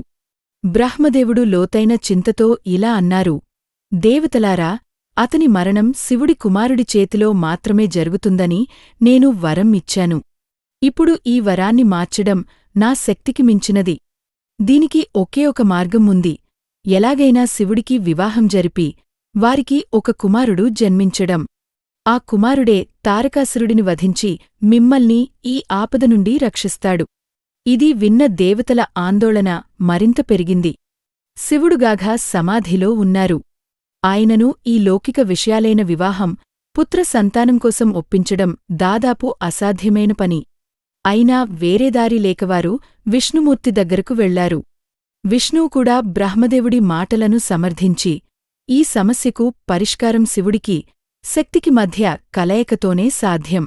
దేవి సతీ దేహత్యాగం చేసి పర్వతరాజ్ హిమాలయుడి ఇంట పార్వతిగా జన్మించిందని దేవతలకు గుర్తుచేశారు. ఆమె పూర్వజన్మలో శివుడి భార్యే. పార్వతి తన తపస్సుతో శివుడిని ప్రసన్నం చేసుకోగలిగి, వారి వివాహం జరిగి, అప్పుడు శివుడి కుమారుడు జన్మించడం సాధ్యమవుతుంది. ఇప్పుడు దేవతల ముందు ఒక కొత్త సవాలు ఉంది. శివుడి సమాధిని భంగం చేయడం, ఆయన మనసులో పార్వతి పట్ల ప్రేమను కలిగించడం. ఈ పని చాలా కష్టం.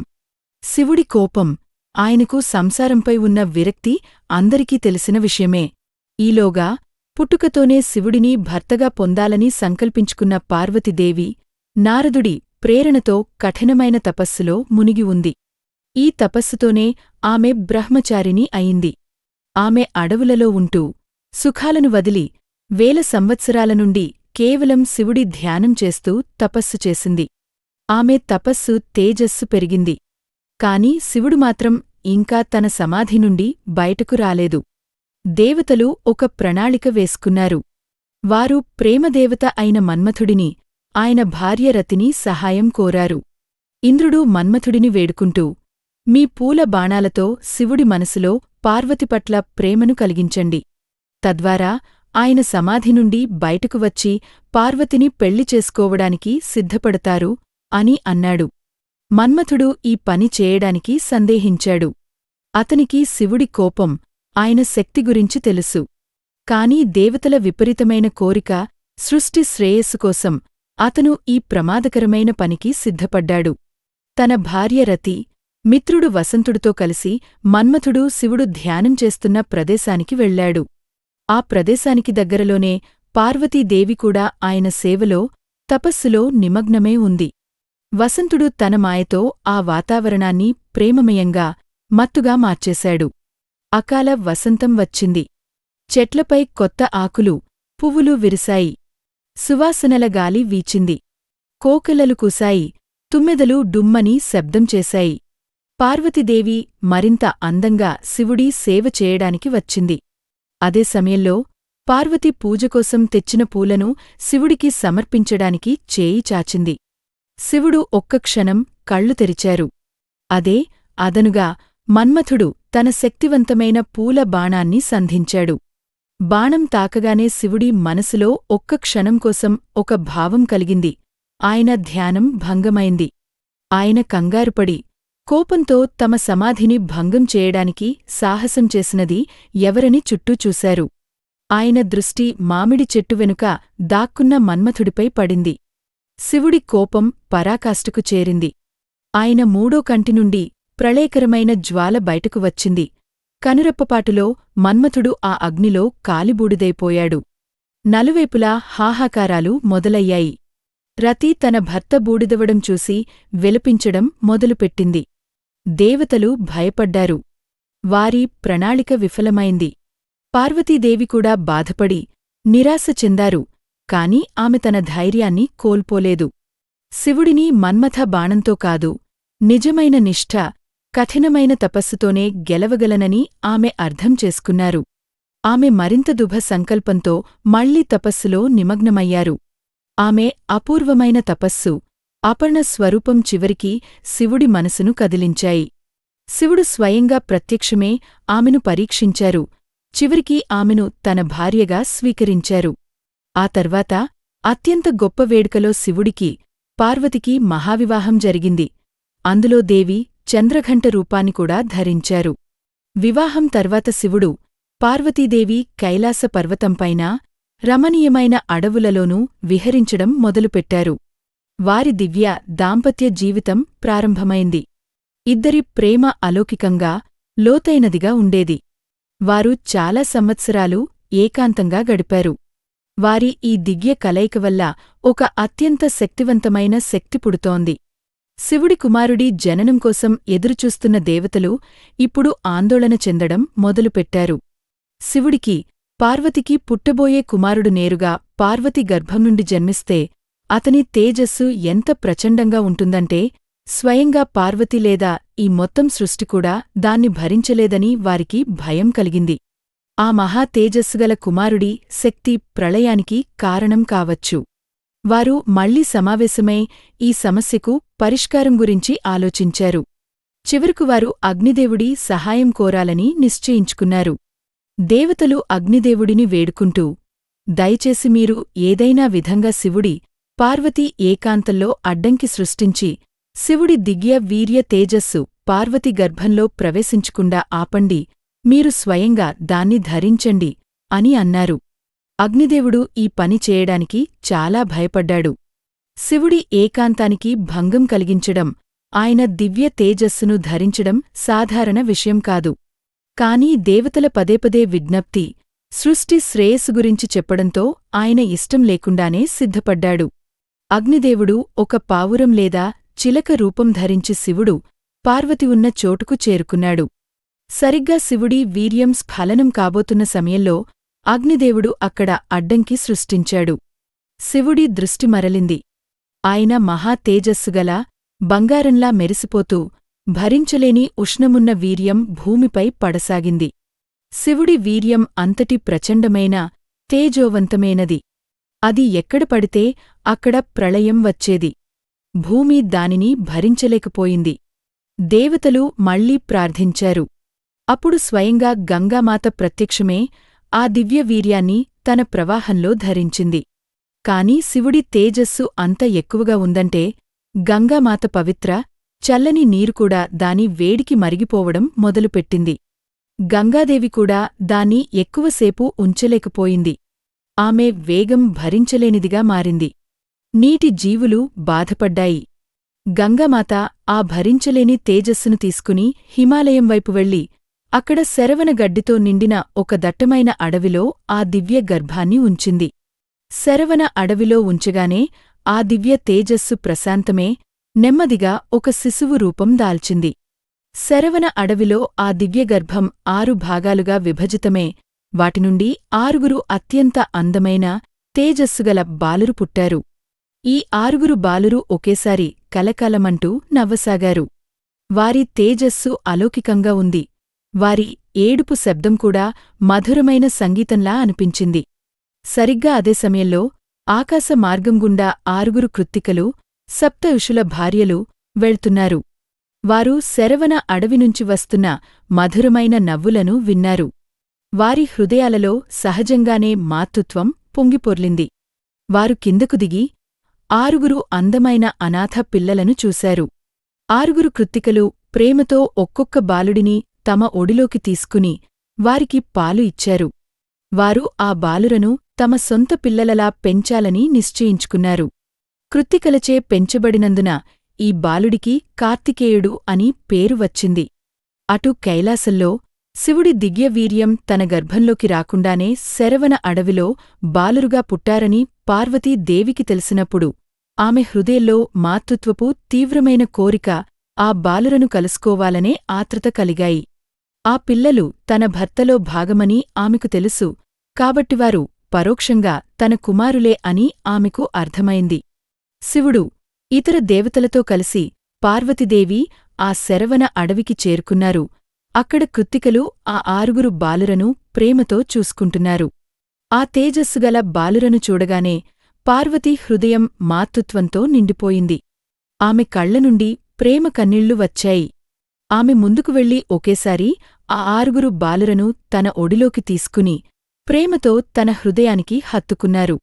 పార్వతీదేవి దివ్యస్పర్శ, ఆమె మాతృత్వపు కోగిలి, ఆమె శక్తి ప్రభావం వల్ల ఒక అద్భుతం జరిగింది. 6 బాలురు ఒక్కసారిగా ఒకరితో ఒకరు కలిసిపోయి ఒకే శరీరంగా మారారు.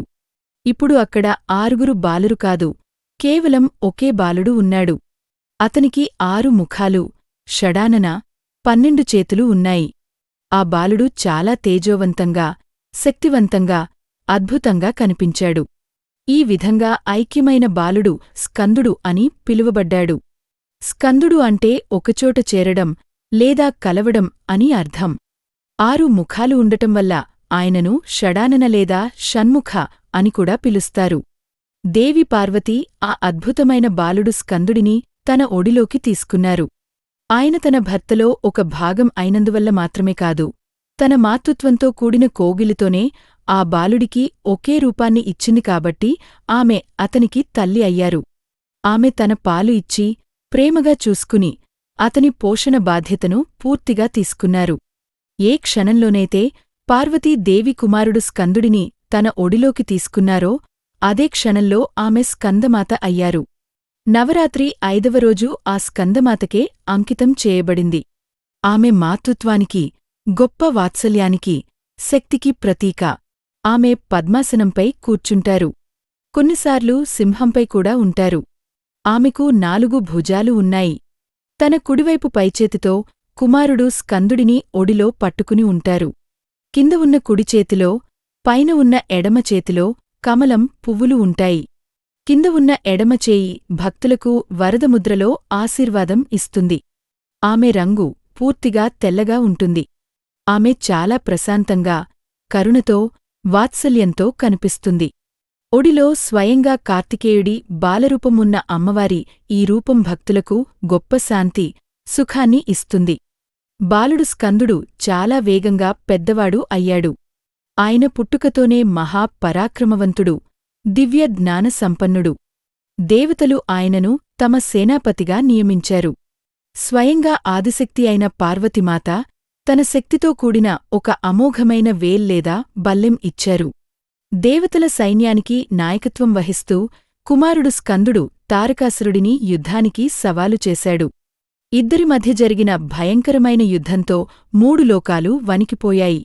తారకాసురుడు తన మాయాశక్తులు, బ్రహ్మదేవుడి వరం వల్ల పోరాడుతున్నాడు. కాని యువకుడైన స్కందుడి తేజస్సు, పరాక్రమం, దివ్య అస్త్రాల ముందు అతను నిలబడలేకపోయాడు.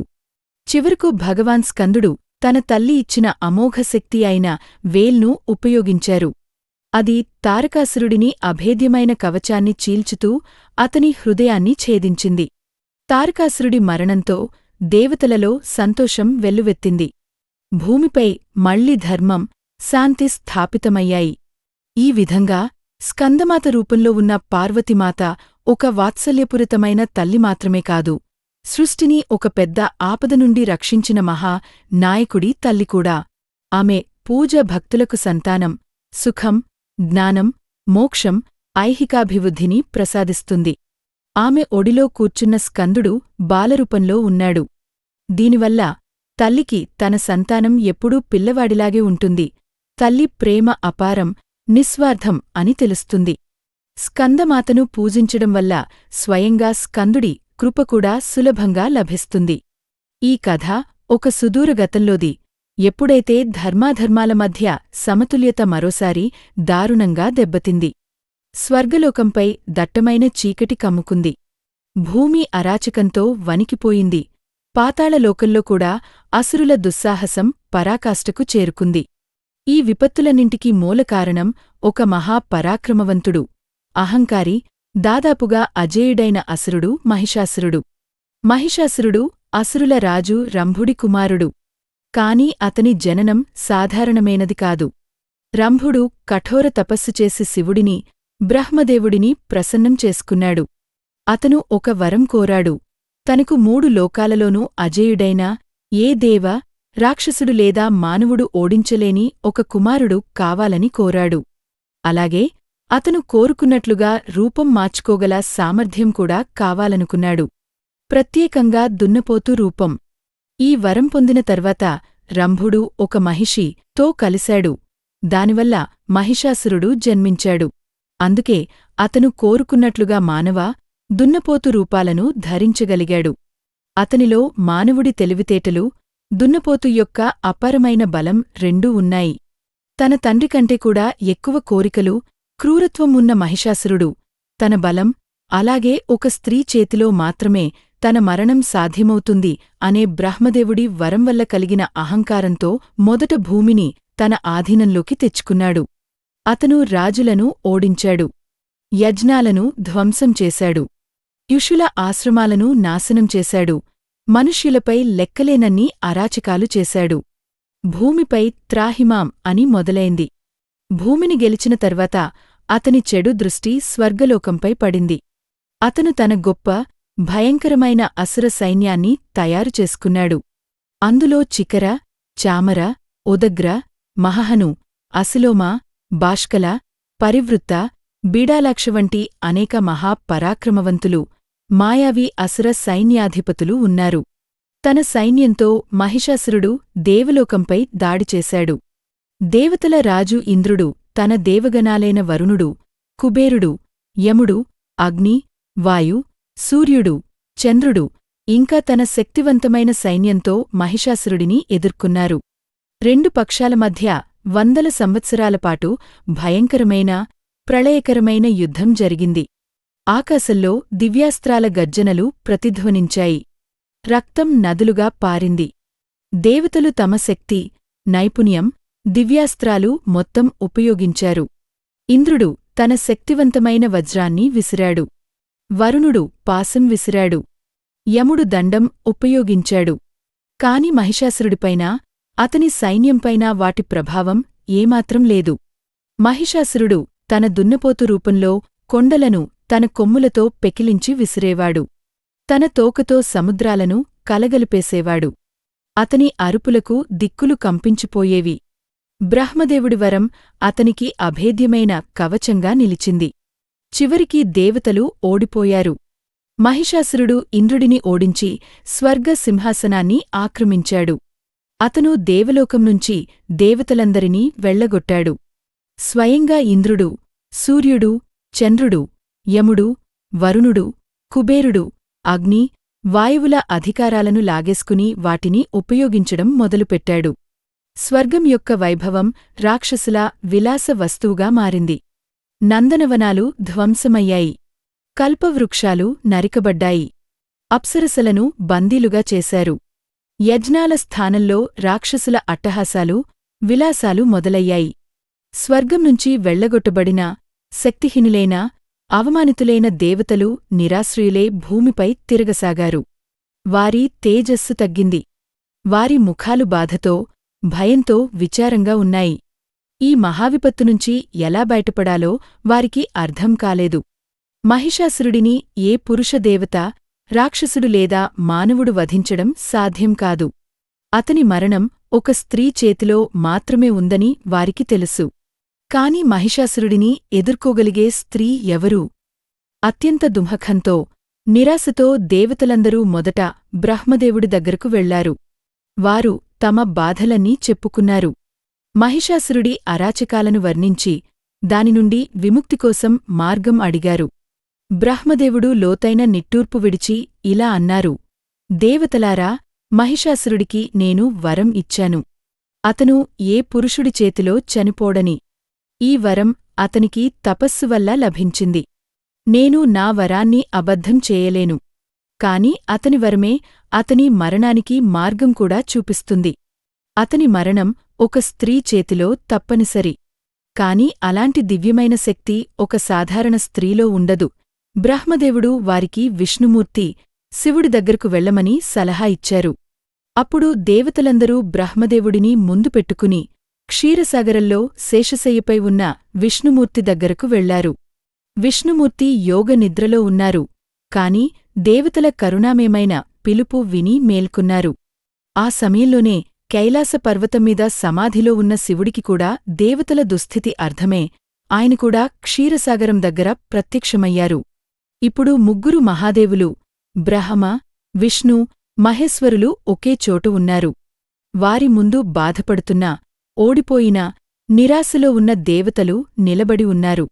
దేవతలు ఒక్కొక్కరుగా మహిషాసురుడి అరాచకాలను, స్వర్గం నుంచి తమను వెళ్లగొట్టడాన్ని, తమ దీన స్థితిని వర్ణించారు. వారి మాటలు విని, ముఖ్యంగా మహిషాసురుడు వారి అధికారాలను లాక్కున్న విధానం, సృష్టిలో వ్యాపించిన అధర్మం గురించి విన్నప్పుడు విష్ణుమూర్తి, శివుడి ముఖాలపై విపరీతమైన కోపం వ్యక్తమైంది. వారి మనసులు కరుణతో, ఆగ్రహంతో నిండిపోయాయి.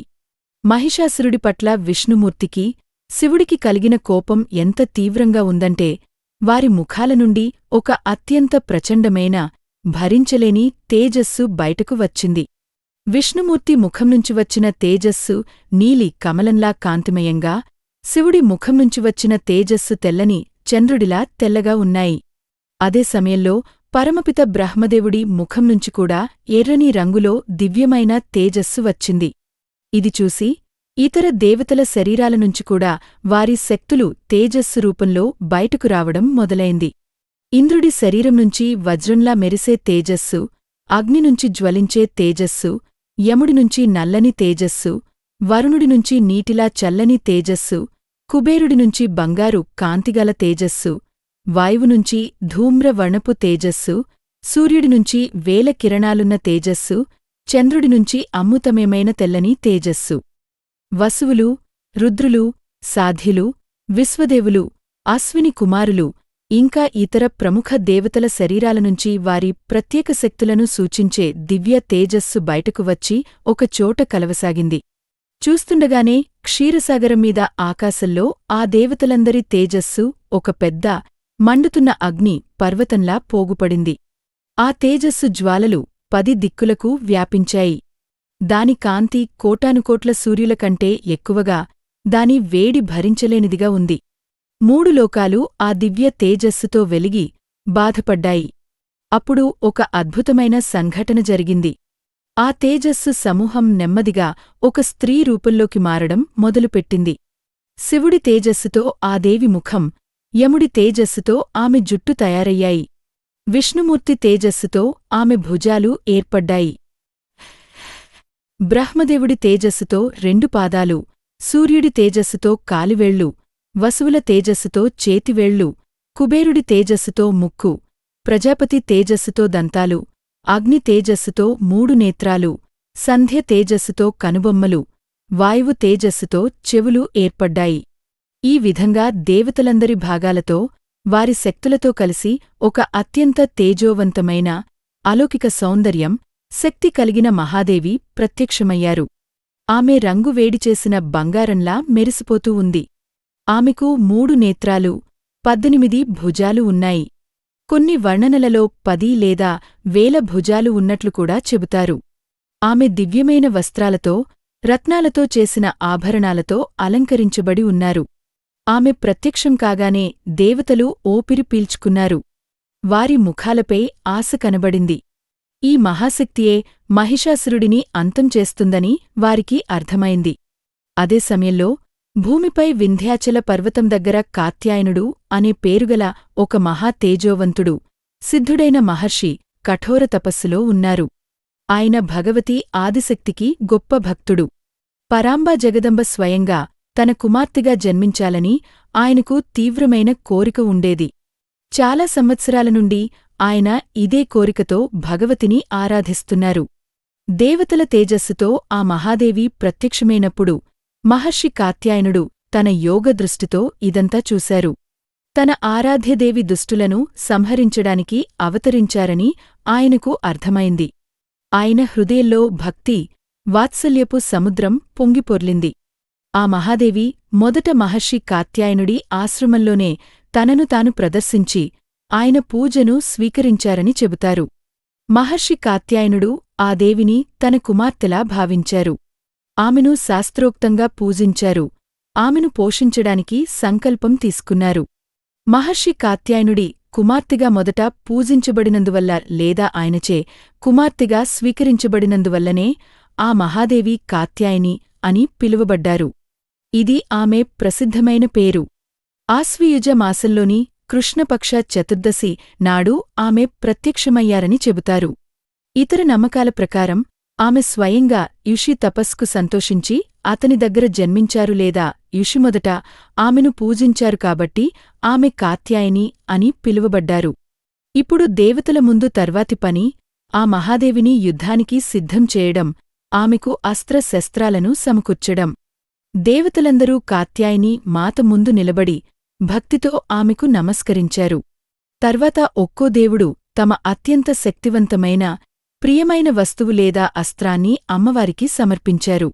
శివుడు తన త్రిశూలం నుంచి ఒక కొత్త, అత్యంత శక్తివంతమైన త్రిశూలాన్ని తీసి అమ్మవారికి బహుకరించాడు. విష్ణుమూర్తి తన సుదర్శన చక్రం నుంచి ఒక చక్రాన్ని పుట్టించి ఇచ్చాడు. వరుణ దేవుడు ఎప్పుడూ ఎండిపోని దివ్య జలాలున్న శంఖం, ఒక పాశాన్ని ఇచ్చారు. అగ్నిదేవుడు తన దహన శక్తితో నిండిన ఒక శక్తి బల్లెన్ని ఇచ్చాడు. వాయుదేవుడు దివ్య ధనుస్సును, ఎప్పుడూ ఖాళీ కాని అక్షయ తూణీరాన్ని ఇచ్చారు. ఇంద్రుడు తన వజ్రం నుంచి ఒక వజ్రాన్ని పుట్టించి ఐరావత ఏనుగు మెడనుంచి తీసి ఒక దివ్యమైన గంటను ఇచ్చాడు. యమరాజు కాలదండాన్ని బహుకరించాడు. ప్రజాపతి బ్రహ్మ రుద్రాక్షమాల, కమండలం ఇచ్చారు. సూర్యదేవుడు అమ్మవారి శరీరం మీద ఉన్న ప్రతి రోమరంధ్రంలో తన తేజస్సును నింపాడు. దానివల్ల ఆమె శరీరం మరింత కాంతిమయంగా మారింది. కాలం ప్రకాశించే డాలు, కత్తి ఇచ్చాడు.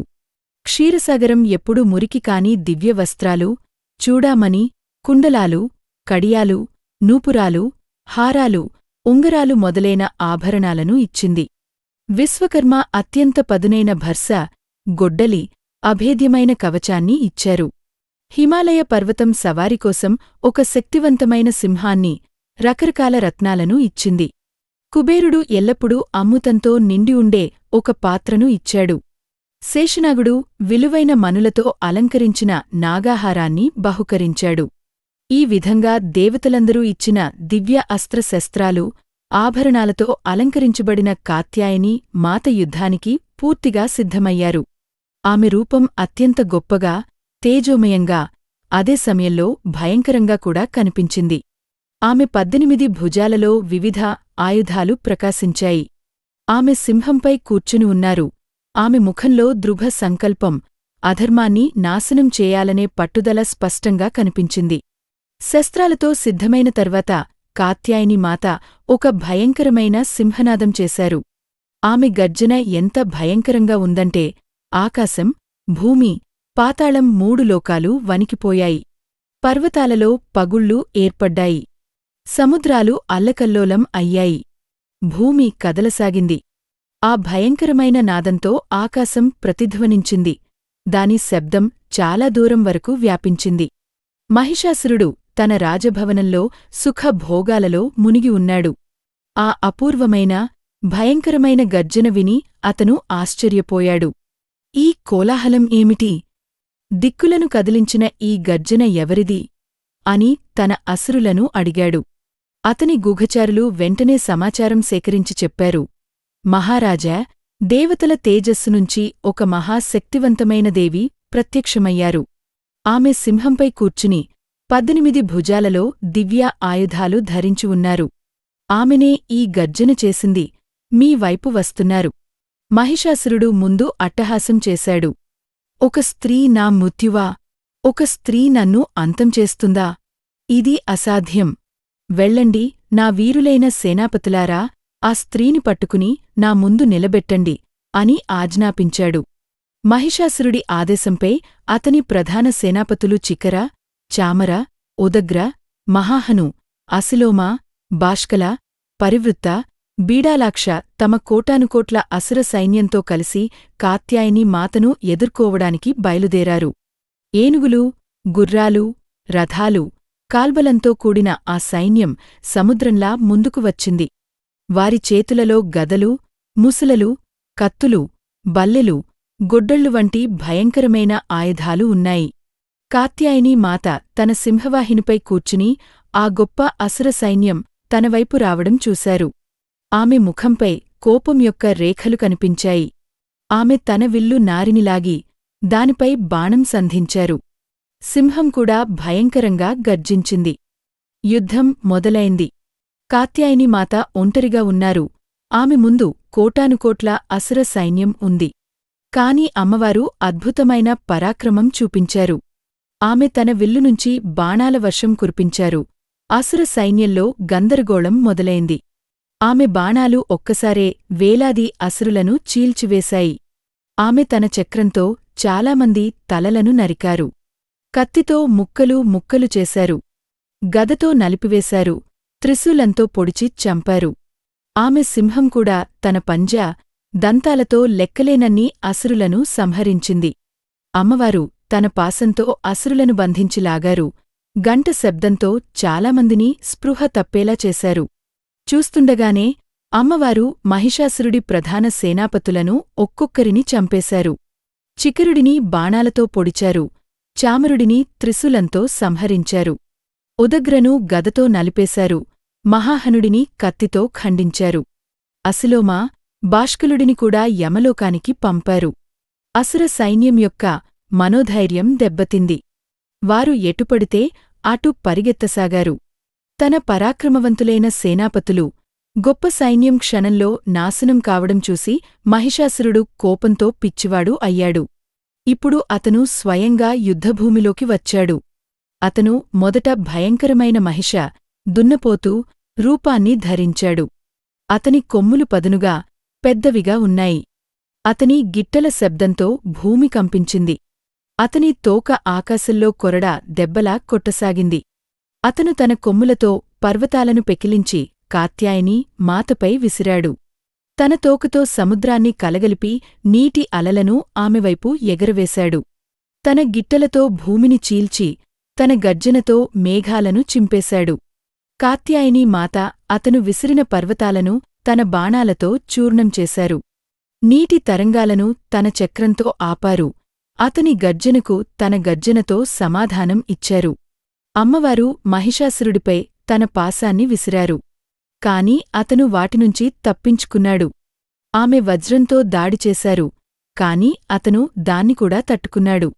అప్పుడు అమ్మవారు తన త్రిశూలంతో అతనిపై దాడి చేశారు. త్రిశూలం దెబ్బకు అతను గాయపడ్డాడు, కాని చావలేదు.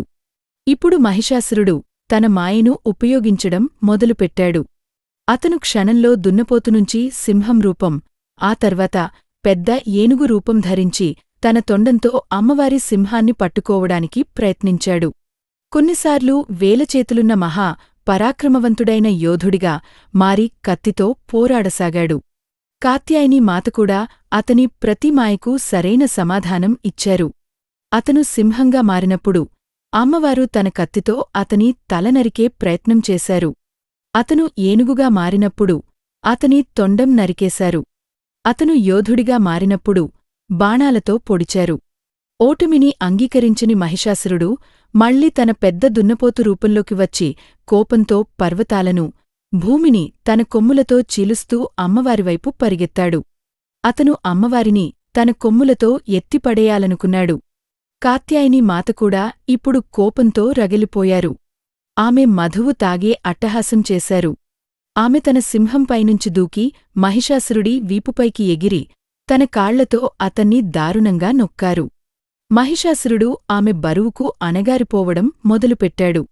అమ్మవారు తన త్రిశూలంతో అతని మెడపై దాడిచేశారు. సరిగ్గా అదే సమయంలో అతని శరీరం సగం దున్నపోతు రూపంలో ఉండగా మహిషాసురుడు తన మాయతో దున్నపోతు ముఖం నుంచి ఒక మానవ యోధుడిగా బయటకు రావడానికి ప్రయత్నించాడు. అతని చేతిలో కత్తి, డాలు ఉన్నాయి. అతను సగం మాత్రమే బయటకు రాగలిగాడు. అంతలోనే కాత్యాయని మాత తన పదునైన కత్తితో ఒక్క దెబ్బకు ఆ మానవ రూపం తలను మొండెం నుంచి వేరుచేశారు. మహిషాసురుడి తెగిన తల భూమిపై పడింది. అతని ప్రాణాలుగాల్లో కలిసిపోయాయి. అతను చావగానే మిగిలిన అసుర సైన్యం హాహాకారాలు చేస్తూ పాతాళలోకానికి పారిపోయింది. దేవతలు ఆకాశంనుంచి పూలవర్షం కురిపించారు. గంధర్వులు మధురమైన పాటలు పాడారు. అప్సరసలు నాట్యం చేయడం మొదలుపెట్టారు. ఇంద్రుడితో సహా దేవతలందరూ కాత్యాయని మాత ముందు నిలబడి ఆమెను స్తుతించారు. ఆమెకు నమస్కరించి ఆమె దయతో మళ్లీ స్వర్గ రాజ్యాన్ని పొందారు. భూమిపై మళ్లీ శాంతి, ధర్మం స్థాపితమయ్యాయి. మహర్షి కాత్యాయనుడి కుమార్తెగా దేవతల తేజస్సునుంచి పుట్టి మహిషాసురుడి లాంటి క్రూరమైన అసురుడిని వధించిన ఆ మహాదేవియే మా కాత్యాయని. నవరాత్రి 6వ రోజున ఆమెకు ప్రత్యేక పూజలు, ఆరాధనలు జరుగుతాయి. హిమాలయ పర్వతాల ప్రశాంతమైన లోయలలో అంబిక అనే దివ్యశక్తి ప్రత్యక్షమయ్యారు. ఆమె సింహనాదం వింటేనే అసురుల హృదయాలు వణికిపోయేవి. శుంభ నిశుంభులనే మహాసురులైన సోదరుల అనేక పరాక్రమవంతులైన సేనాధిపతులను ఆమె ఇప్పటికే అంతం చేశారు. మొదట ధూమ్రలోచనుడు తన గొప్ప సైన్యంతో కలిసి దేవి యొక్క ఒక్క గర్జనకే బూడిద అయ్యాడు. ఈ వార్త అసుర చక్రవర్తి శుంభుడి కోపాన్ని పరాకాష్ఠకు చేర్చింది. అతని అహంకారం దెబ్బతింది. ఎంతటి తేజస్సుగల స్త్రీ అయినా తాను అజేయమని భావించిన తన సైన్యాన్ని ఈ విధంగా నాశనం చేయగలదని అతను నమ్మలేకపోయాడు. శుంభుడు తన గొప్ప సభను సమావేశపరిచాడు. కాని ఇప్పుడు అది భయంతో, కోపంతో వణుకుతోంది. అతని చుట్టూ మిగిలి ఉన్న అసుర సేనాపతులు, మంత్రులు, యోధులు సమావేశమయ్యారు. వారి ముఖాలపై ఓటమి భయం, అవమానం స్పష్టంగా కనిపించాయి. శుంభుడు గర్జించాడు. అతని గొంతు ఆ అసుర భవనం గోడలకు తగిలి ప్రతిధ్వనించింది. సిగ్గుచేటు, పిరికిపందలారా! ఒక్క స్త్రీ మన వీరుడైన ధూమ్రలోచనుడిని సైన్యంతో సహా నాశనం చేసింది. మీరందరూ ఇక్కడ నిలబడి నా మొహం చూస్తున్నారు. మీ పరాక్రమం ఏమైంది? మనం ఇంద్రుడిని స్వర్గం నుండి తరిమిన ఆ శక్తి ఏమైంది? ఒక స్త్రీ ముందు మీ పౌరుషం ఇంపార్టెంట్ అయిపోయిందా? సభలో నిశ్శబ్దం అలుముకుంది. ఎవరికీ కళ్ళు ఎత్తి శుంభుడిని చూసే ధైర్యం లేదు. అప్పుడు ఇద్దరు అత్యంత పరాక్రమవంతులైన, బలమైన, క్రూరులైన అసుర సేనాపతులు ముందుకు వచ్చారు. వారే చండుడు మరియు ముండుడు. వారు శుంభ నిశుంభుల అత్యంత విశ్వసనీయులు, శక్తిమంతులు, నిర్భయ యోధులు. వారి శరీరాలు వజ్రంలా దృఢంగా ఉన్నాయి. వారి భుజాలలో 1000 ఏనుగుల బలం ఉంది. వారి హృదయాలలో క్రూరత్వం, అహంకారం నిండి ఉన్నాయి. వారు యుద్ధకళలో నిపుణులు, తమ మాయాశక్తులకు పేరుగాంచినవారు. చండుడు తన భారీ గొంతుతో ఇలా అన్నాడు: మహారాజా, మీరు అనవసరంగా చింతించకండి. ధూమ్రలోచనుడి మరణం దురదృష్టకరమైన సంఘటన. ఆ స్త్రీ తప్పకుండా ఏదైనా మాయలాడి అయి ఉంటుంది. కాని మేము చండముండలు ఆమె మోసాలలో చిక్కుకోము. మీరు మాకు ఆజ్ఞ ఇవ్వండి. మేము ఇప్పుడే వెళ్ళి ఆ దుర్మార్గురాలైన స్త్రీని, ఆమె ఎవరైనా సరే, జుట్టుపట్టుకుని మీ పాదాల దగ్గరకు తీసుకువచ్చి పడేస్తాము. ఒకవేళ ఆమె ఎదురు నిలిస్తే యమలోకానికి పంపుతాము. మీరు నిశ్చింతగా ఉండండి మహారాజా. ఆమె అంతం ఇప్పుడు మా చేతుల్లోనే రాసి ఉంది. ముందుడు కూడా తన సోదరుడికి మద్దతు తెలుపుతూ గర్జించాడు. అవును మహారాజా, ఆజ్ఞ ఇవ్వండి. మేము ఆమె ఎముకలను విరగ్గొడతాము. ఆమె గర్వపడే ఆ సింహం చర్మాన్ని తీసి మీ సింహాసనం కింద వేస్తాము. ఆ స్త్రీ గర్వాన్ని మేము మట్టిలో కలుపుతాము. వారి మాటలకు శుంభుడి కోపం కాస్త శాంతించింది. అతని అహంకారం మళ్లీ పెరిగింది. చండముండల బలం, పరాక్రమాలపై అతనికి పూర్తి నమ్మకం ఉంది. అతను ఆజ్ఞాపించాడు, వెళ్ళండి నా వీరులారా, చండముండలారా, నేను మీకు నా చతురంగబలం సైన్యంలో ఒక పెద్ద భాగాన్ని ఇస్తున్నాను. ఏనుగులు, గుర్రాలు, రథాలు, కాల్బలం లెక్కలేనన్ని. వెళ్ళండి, ఆ గర్వపడిన స్త్రీని బతికి ఉన్నా, చనిపోయినా వెంటనే నా ముందు ప్రవేశపెట్టండి. ఆమెకు సహాయం చేస్తున్న ఆ సింహాన్ని కూడా చంపండి. వెళ్ళండి, విజయం సాధించి తిరిగిరండి. అసుర చక్రవర్తి ఆజ్ఞతో చండముండలు గర్వంతో ఉప్పొంగారు. వారు తమ గొప్ప సైన్యాన్ని సిద్ధం చేసుకున్నారు. లెక్కలేనంతమంది అసుర యోధులు భయంకరమైన ఆయుధాలతో తమ సేనాపతుల వెనుక నడవసాగారు. వారు నడుస్తున్నప్పుడు భూమి కంపించింది.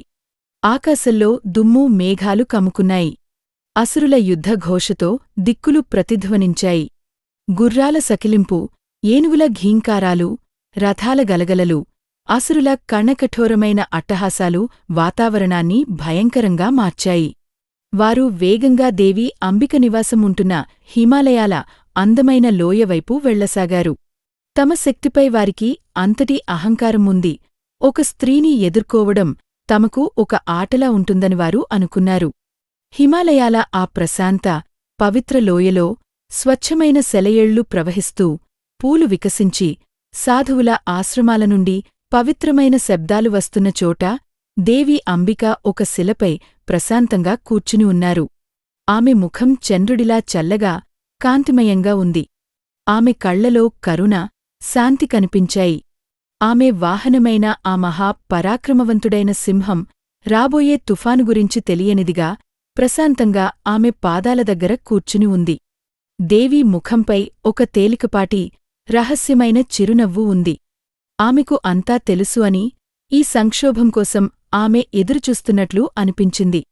అప్పుడే ఆ ప్రశాంతలోయలో నిశ్శబ్దం భంగమైంది. అసుర సైన్యం కోలాహలం ఆ పవిత్ర స్థలం శాంతిని చీల్చివేసింది. చండముండలు తమ భయంకరమైన సైన్యంతో అక్కడికి చేరుకున్నారు. దేవి అంబికను ఆ ప్రశాంతమైన, సౌమ్యమైన రూపంలో చూసి వారి అహంకారం మరింత పెరిగింది. ఈ స్త్రీ చాలా బలహీనమైనది, శక్తి లేనిదని వారు అనుకున్నారు. చండుడు ముందుకు వచ్చి గర్జిస్తూ ఇలా అన్నాడు, ఓ స్త్రీ, విను. మేము అసుర చక్రవర్తులు, శుంభ నిశుంభుల మహాసేనాపతులు చండముండలం. మా యజమాని నిన్ను పిలిచారు. నీవు తెలివైనదానివైతే మాతోరా. చక్రవర్తి శుంభుడు 3 లోకాలకు అధిపతి. ఆయన భార్యగా నీవు కూడా సకల ఐశ్వర్యాలను అనుభవిస్తావు. ఒకవేళ మా ఆజ్ఞను ధిక్కరించే సాహసం చేస్తే మేము నిన్ను బలవంతంగా తీసుకువెళ్తాము. నీ జుట్టు పట్టుకుని లాగుతాము. నీ పెంపుడు జంతువు అయిన ఈ సింహం మా ఒక్క దెబ్బకే యమలోకానికి వెళ్తుంది. ముందుడు కూడా కటువుగా మాట్లాడాడు. అవును సుందరీ, మా మాట విను. అనవసరంగా నీ ప్రాణాలు ఎందుకు పోగొట్టుకుంటావు? మాతో యుద్ధం చేసేంత నీ స్థానం ఎంత? నీ సున్నితత్వం యుద్ధభూమికి కాదు, చక్రవర్తి శుంభుడి అంతఃపురానికి సరిపోతుంది. వారి అవమానకరమైన, అహంకారపూరితమైన మాటలు వినికూడా దేవి అంబిక ప్రశాంతంగా ఉన్నారు. ఆమె ముఖంపై అదే తేలికపాటి చిరునవ్వు ఉంది. కాని ఇప్పుడు ఆమె కళ్లలోతులో ఒక మార్పు రావడం మొదలైంది. శాంతి స్థానంలో ఒక లోతైన, అపరమైన కోపం యొక్క ఛాయ కనిపించడం మొదలైంది. అసురుల ధైర్యం, వారి కఠినమైన మాటలు విని దేవి అంబిక ఓపిక కోల్పోయారు. ఆమె ప్రశాంతమైన ముఖం కోపంతో ఎర్రబడింది. బంగారంలా మెరుస్తున్న ఆమె రంగు నెమ్మదిగా నల్లబడింది. ఆమె కనుబొమ్మలు ముడిపడ్డాయి. ఆమె నుదుటిపై ముడతలు వచ్చాయి. ఆ సౌమ్యమైన ముఖం ఇప్పుడు భయంకరంగా కనిపించింది. ఆ తర్వాత ఒక్క క్షణంలో ఊహించనిది జరిగింది. దేవి అంబిక కోపంతో ఉన్న నుదుటి నుండి, కనుబొమ్మల మధ్యనుంచి మరో శక్తి పుట్టింది. అగ్నిపర్వతం పేలినట్లు దట్టమైన చీకటి ఒక రూపం తీసుకున్నట్లు దేవి అంబిక నుదుటినుంచి ఒక భయంకరమైన వికృతమైన నల్లని దేవి ప్రత్యక్షమయ్యారు. ఈమెనే మా కాళి. ఆమె రూపాన్ని చూసి బ్రహ్మాండం వణికిపోయింది. ఆమె రంగు దట్టమైన చీకటిలా నల్లగా ఉంది. కరిగిన కాటుకలా లేదా అమావాస్య రాత్రి దట్టమైన చీకటిలా ఉంది. ఆ నల్లటి రంగు ముందు సకల నలుపు రంగులు వెలవెలబోతాయి. ఆమె శరీరం చాలా సన్నగా దాదాపు అస్థిపంజరంలా కనిపించింది. కాని అందులో అనంతమైన బ్రహ్మాండాలను నాశనం చేసే శక్తి నిండి ఉంది. ఆమె కళ్ళు లోపలికి నొక్కినట్లుగా రక్తంలా ఎర్రగా కోపంతో మండుతున్నాయి. ఆమె ముఖం వికృతంగా పెద్దగా తెరిచి ఉంది.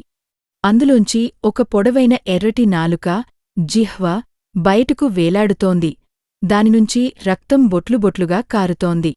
భయంకరమైన పదునైన కోరలు దంష్ట్ర స్పష్టంగా కనిపిస్తున్నాయి. ఆమె జుట్టు నల్లగా దట్టంగా చెదిరిపోయి పొడిగా ఉంది. అది గాలిలో ప్రళయ మేఘాల్లా ఎగురుతోంది. ఆమె గొంతులో తాజాగా నరికిన మానవ తలల దండ ముండమాల వేలాడుతోంది. దానినుంచి ఇంకా రక్తం కారుతోంది. ఆమె నడుముకు తెగిన చేతులతో చేసిన మొలతాడు మేఖల కట్టబడి ఉంది. ఆమె పులి చర్మాన్ని వ్యాఘ్ర చర్మం ధరించి ఉన్నారు. ఆమెకు 4 భుజాలు ఉన్నాయి. ఒక చేతిలో రక్తం పూసిన ఖడ్గం కత్తి ఉన్నాయి. మరో చేతిలో రక్తంతో నిండిన మానవ పుర్రె గిన్నె ఉంది. మిగతా 2 చేతులు వరద అభయ ముద్రలలో ఉన్నాయి. అవి భక్తులకు శుభాలు కలిగించేవి, కాని అసురులకు ముత్యువుకు సంకేతం. కొన్ని వర్ణనలలో త్రిశూలం పాసం కూడా ఉన్నట్లు చెబుతారు. ఆమె ప్రత్యక్షం కాగానే చెవులను చిల్లులు పడేలా చేసే ఒక భయంకరమైన గర్జన అట్టహాసం చేశారు. ఆ శబ్దానికి ఆకాశం పగిలిపోయింది. భూమి వణికింది. సముద్రాలు మరిగిపోయాయి. దిక్కులు చెవులు పగిలిపోయాయి. ఆ శబ్దం వినగానే అసుర సైన్యంలో సగం మంది ప్రాణాలుగాల్లో కలిసిపోయాయి. ఆమె మొత్తం రూపం మహాభయంకరంగా ప్రళయాన్ని తెచ్చేదిగా మృత్యువుకు సాక్షాత్తు రూపంలా అనిపించింది. ఆమె కాలానికి అంతం పలికే రాత్రి. ఆమె కాలరాత్రి. మా కాళి కాలరాత్రి ఆ వికృత రూపాన్ని చూసి చండముండులతో సహా మొత్తం అసుర సైన్యం భయంతో నిశ్చలంగా నిలబడిపోయింది. వారి అహంకారం ఒక్క క్షణంలో అంతమైపోయింది. కాని మృత్యు భయం వల్ల వారు వెనక్కి వెళ్లలేకపోయారు. వారు తమ సైన్యానికి దాడి చేయమని ఆజ్ఞాపించారు. కాని అసుర సైన్యం తేరుకునేలోపే మా కాలరాత్రి మెరుపు వేగంతో వారిపై విరుచుకుపడ్డారు. ఆమె వికృతమైన తెరిచిన నోరు ఏదైనా పాతాళలోకద్వారంలా కనిపించింది. ఆమె అసురుల ఏనుగులను తొండంతో సహా పట్టుకుని బొమ్మల్లా గాల్లోకి విసిరి నేరుగా తన పెద్ద నోటిలో వేసుకుని నమిలివేశారు. ఎముకలు విరిగే కటకట శబ్దం స్పష్టంగా వినిపించింది. ఆమె గుర్రాలతో సహా రథాలను, వాటిపై కూర్చున్న యోధులను ఒకే గ్రాసంగా మింగేశారు. ఆమె ఖడ్గం మెరుపులా కదిలింది. ఒకే దెబ్బకు 100 మంది అసురుల తలలు మొండెంనుంచి విడిపోయి గాల్లోకి ఎగిరాయి. ఆమె అసురులను పట్టుకునివారి రక్తాన్ని తన కపాలపాత్రలో నింపి గటగటా తాగేవారు. దానితో ఆమె నాలుక మరింత ఎర్రగా మారేది. ఆమె భయంకరమైన గర్జనకే చాలామంది అసురుల గుండెలు పగిలిపోయి ప్రాణం లేకుండా కింద పడిపోయారు. ఆమె యుద్ధభూమిలో మృత్యువు స్వయంగా తాండవం చేస్తున్నట్లు నర్తించారు. ఆమె చెదరిన జుట్టు గాలిలో ఎగురుతూ, ముండమాల ఆగుతూ, ఖడ్గం నుంచి రక్తం ధారలా కారుతూ ఉండేది. ఆ దృశ్యం చాలా భయంకరంగా, ప్రళయంలా ఉండేది. క్షణం క్రితం లక్షల మంది గొప్ప అసుర సైన్యం నిలబడిన చోట ఇప్పుడు కేవలం రక్తం బురద, మాంసం ముద్దలు, విరిగిన ఆయుధాలు, తెగిన శరీరభాగాలు చెల్లాచెదురుగా పడి ఉన్నాయి. మా కాలరాత్రి చూస్తుండగానే కనురెప్పపాటులో చండముండుల ఆ గొప్ప సైన్యాన్ని మొత్తం నాశనం చేశారు. రణభూమి శవాలతో నిండిపోయింది. రక్తం నదులుగా పారింది.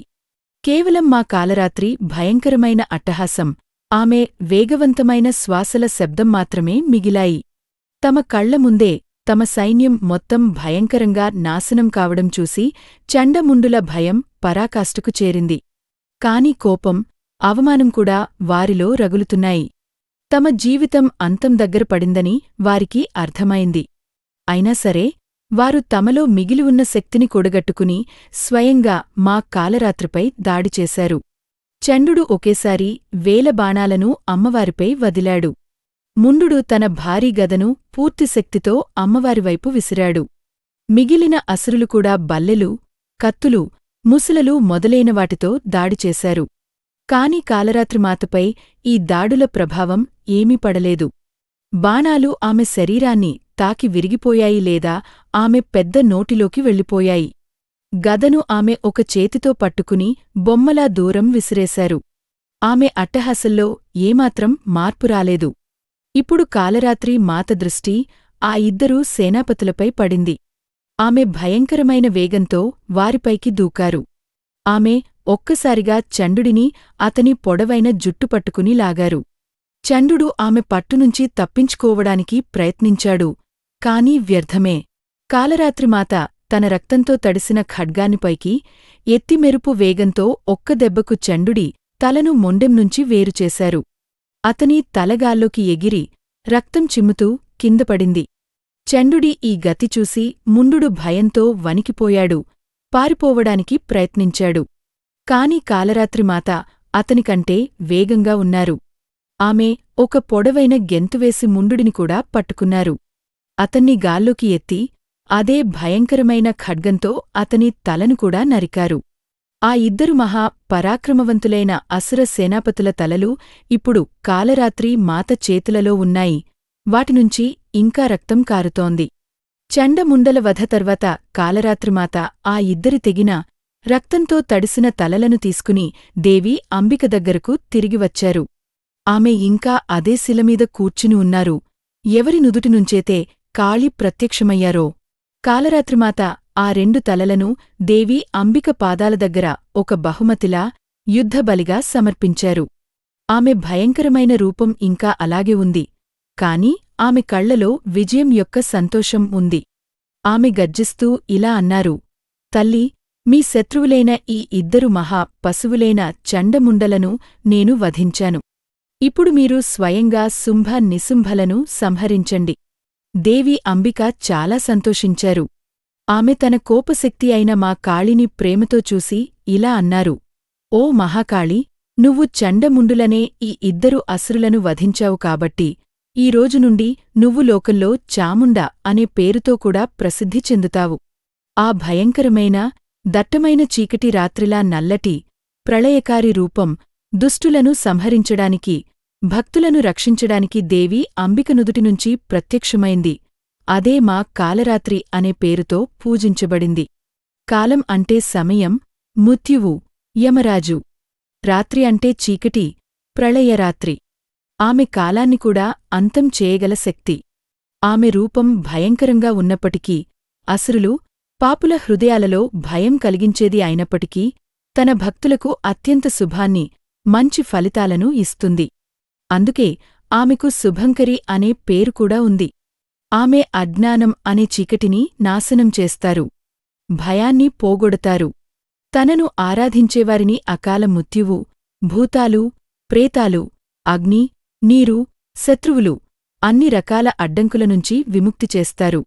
నవరాత్రి 7వ రోజు ఈ మహాశక్తి అయిన మా కాలరాత్రికి అంకితం చేయబడింది. ఆమె చీకటిలో కాంతి కిరణం, భయంలో అభయప్రదానం.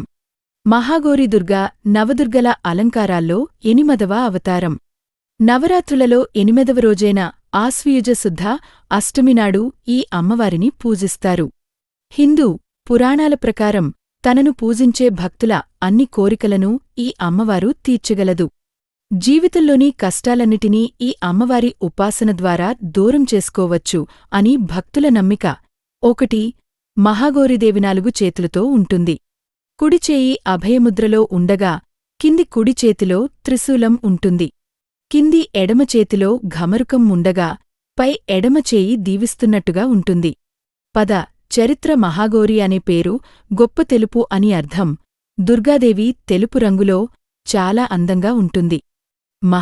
మహా గొప్ప, గౌరీ, గౌరీ తెలుపు. మహాగౌరిని సాధారణంగా 4 చేతులతో చిత్రీకరిస్తారు. చేతులు త్రిశూలం, కమలం, ఘమరుకం కలిగి ఉంటాయి. 4వది ఆశీర్వాదం ఇస్తున్నట్టుగా ఉంటుంది. కొన్నిసార్లు కమలం కూడా ఉంటుంది. దుర్గాదేవి తెల్లని బట్టలు ధరించి తెల్లటి ఎద్దును నడుపుతున్నట్లుగా చూపబడుతుంది. కథ: పార్వతీదేవి తన భర్తగా శివుడిని పొందడంకోసం నారదుడు ఇచ్చిన సలహాతో తపస్సు చేయటానికి పూనుకుంది. కాబట్టి ఆమె రాజభవనాన్ని, అన్ని సౌకర్యాలను విడిచి అడవికి వెళ్లి తపస్సు చేయడం ప్రారంభించింది. ఆమె ఎండ, చలి, వర్షం, కరువు, భయంకరమైన తుఫానులను కూడా లెక్కచేకుండా చాలా సంవత్సరాలు కఠిన తపస్సు కొనసాగింది. దాంతో పార్వతి శరీరం దుమ్ము, ధూళి, నేల, చెట్ల ఆకులతో నిండిపోయింది. అప్పుడు ఆమె తన శరీరంపై నల్లటి చర్మాన్ని ఏర్పాటు చేసుకుంది. చివరికి శివుడు ఆమె ముందు ప్రత్యక్షమే ఆమెను వివాహం చేసుకుంటానని మాట ఇచ్చాడు. అతను తన ముడివేసిన జుట్టు నుండి వెలువడే గంగానది పవిత్ర జలాల ద్వారా ఆమెను తడిపాడు. గంగ పవిత్రమైన జలాలు పార్వతికి అంటుకున్న మురికిని కడిగివేయడంతో ఆమె మహిమాన్వితమైన తెల్లని రంగులోకి మారింది. ఆ విధంగా తెల్లని రంగును సంపాదించడం ద్వారా పార్వతిని మహాగౌరి అని పిలుస్తారు. తల్లి గౌరీదేవి శక్తి, మాతృదేవత, దుర్గా, పార్వతి, కాళి అని అనేక రూపాల్లో కనిపిస్తుంది. ఆమె పవిత్రమైనది, తెలివైనది. చెడు పనులను చేసేవారిని శిక్షించి మంచి వ్యక్తులను రక్షిస్తుంది. తల్లి గౌరీ మోక్షాన్ని ఇవ్వడం ద్వారా పునర్జన్మ భయాన్ని తొలగిస్తుంది. పురాణాల ప్రకారం దుర్గామాత 9వ రూపమైన సిద్ధిదాత్రి తల్లి కమల పువ్వుపై కూర్చుని ఉంటుంది. ఈ తల్లికి 4 చేతులు ఉన్నాయి. ఇందులో ఓ చేతిలో శంఖం, చక్రం, మరో చేతిలో తామర పువ్వులు ఉంటాయి. అనిమ శరీరమును అతి చిన్నదిగా చేయుట, మహిమ శరీరమును అతి పెద్దదిగా చేయుట, గరిమ శరీరము బరువు విపరీతముగా పెంచుట, లఘిమ శరీరమును అతి తేలికగా చేయుట, ప్రాప్తి కావలసిన వస్తువులు పొందుట, ప్రాకామ్యం కావలసిన భోగము అనుభవించుట, ఈశత్వం ఎవరిపైనైనా దేనిపైనైనా అధికారము పొందుట, వసిత్వం అన్ని భూతములను లోబరచుకునుట అని పిలువబడే అష్టసిద్ధులను అనుగ్రహించే అవతారమే సిద్ధిదాత్రిదేవి, నవదుర్గల్లోని 9వ అవతారం. అతీంద్రియ ధ్యానశక్తిని, సిద్ధులను, సాఫల్యతను అనుగ్రహించే దేవతగా ఈ అవతారాన్ని ప్రార్థిస్తారు. సిద్ధిదాత్రి అమ్మవారు భక్తుల యొక్క ప్రాపంచిక మరియు దైవిక ఆకాంక్షలను నెరవేరుస్తుంది. ఈ అమ్మవారిని ఆరాధించేవారికి బ్రహ్మజ్ఞానం లభిస్తుంది అని పురాణోక్తి. మానవులే కాక సిద్ధులు, గంధర్వులు, యక్షులు, అసురులు, దేవతలు కూడా సిద్ధిదాత్రి దుర్గాదేవిని పూజిస్తారు. మరో కథనం మేరకు ఈ విశ్వం ప్రారంభమైనప్పుడు రుద్రదేవుడు శక్తి యొక్క అత్యంత శక్తివంతమైన దేవత ఆది పరాశక్తిని పూజించాడు.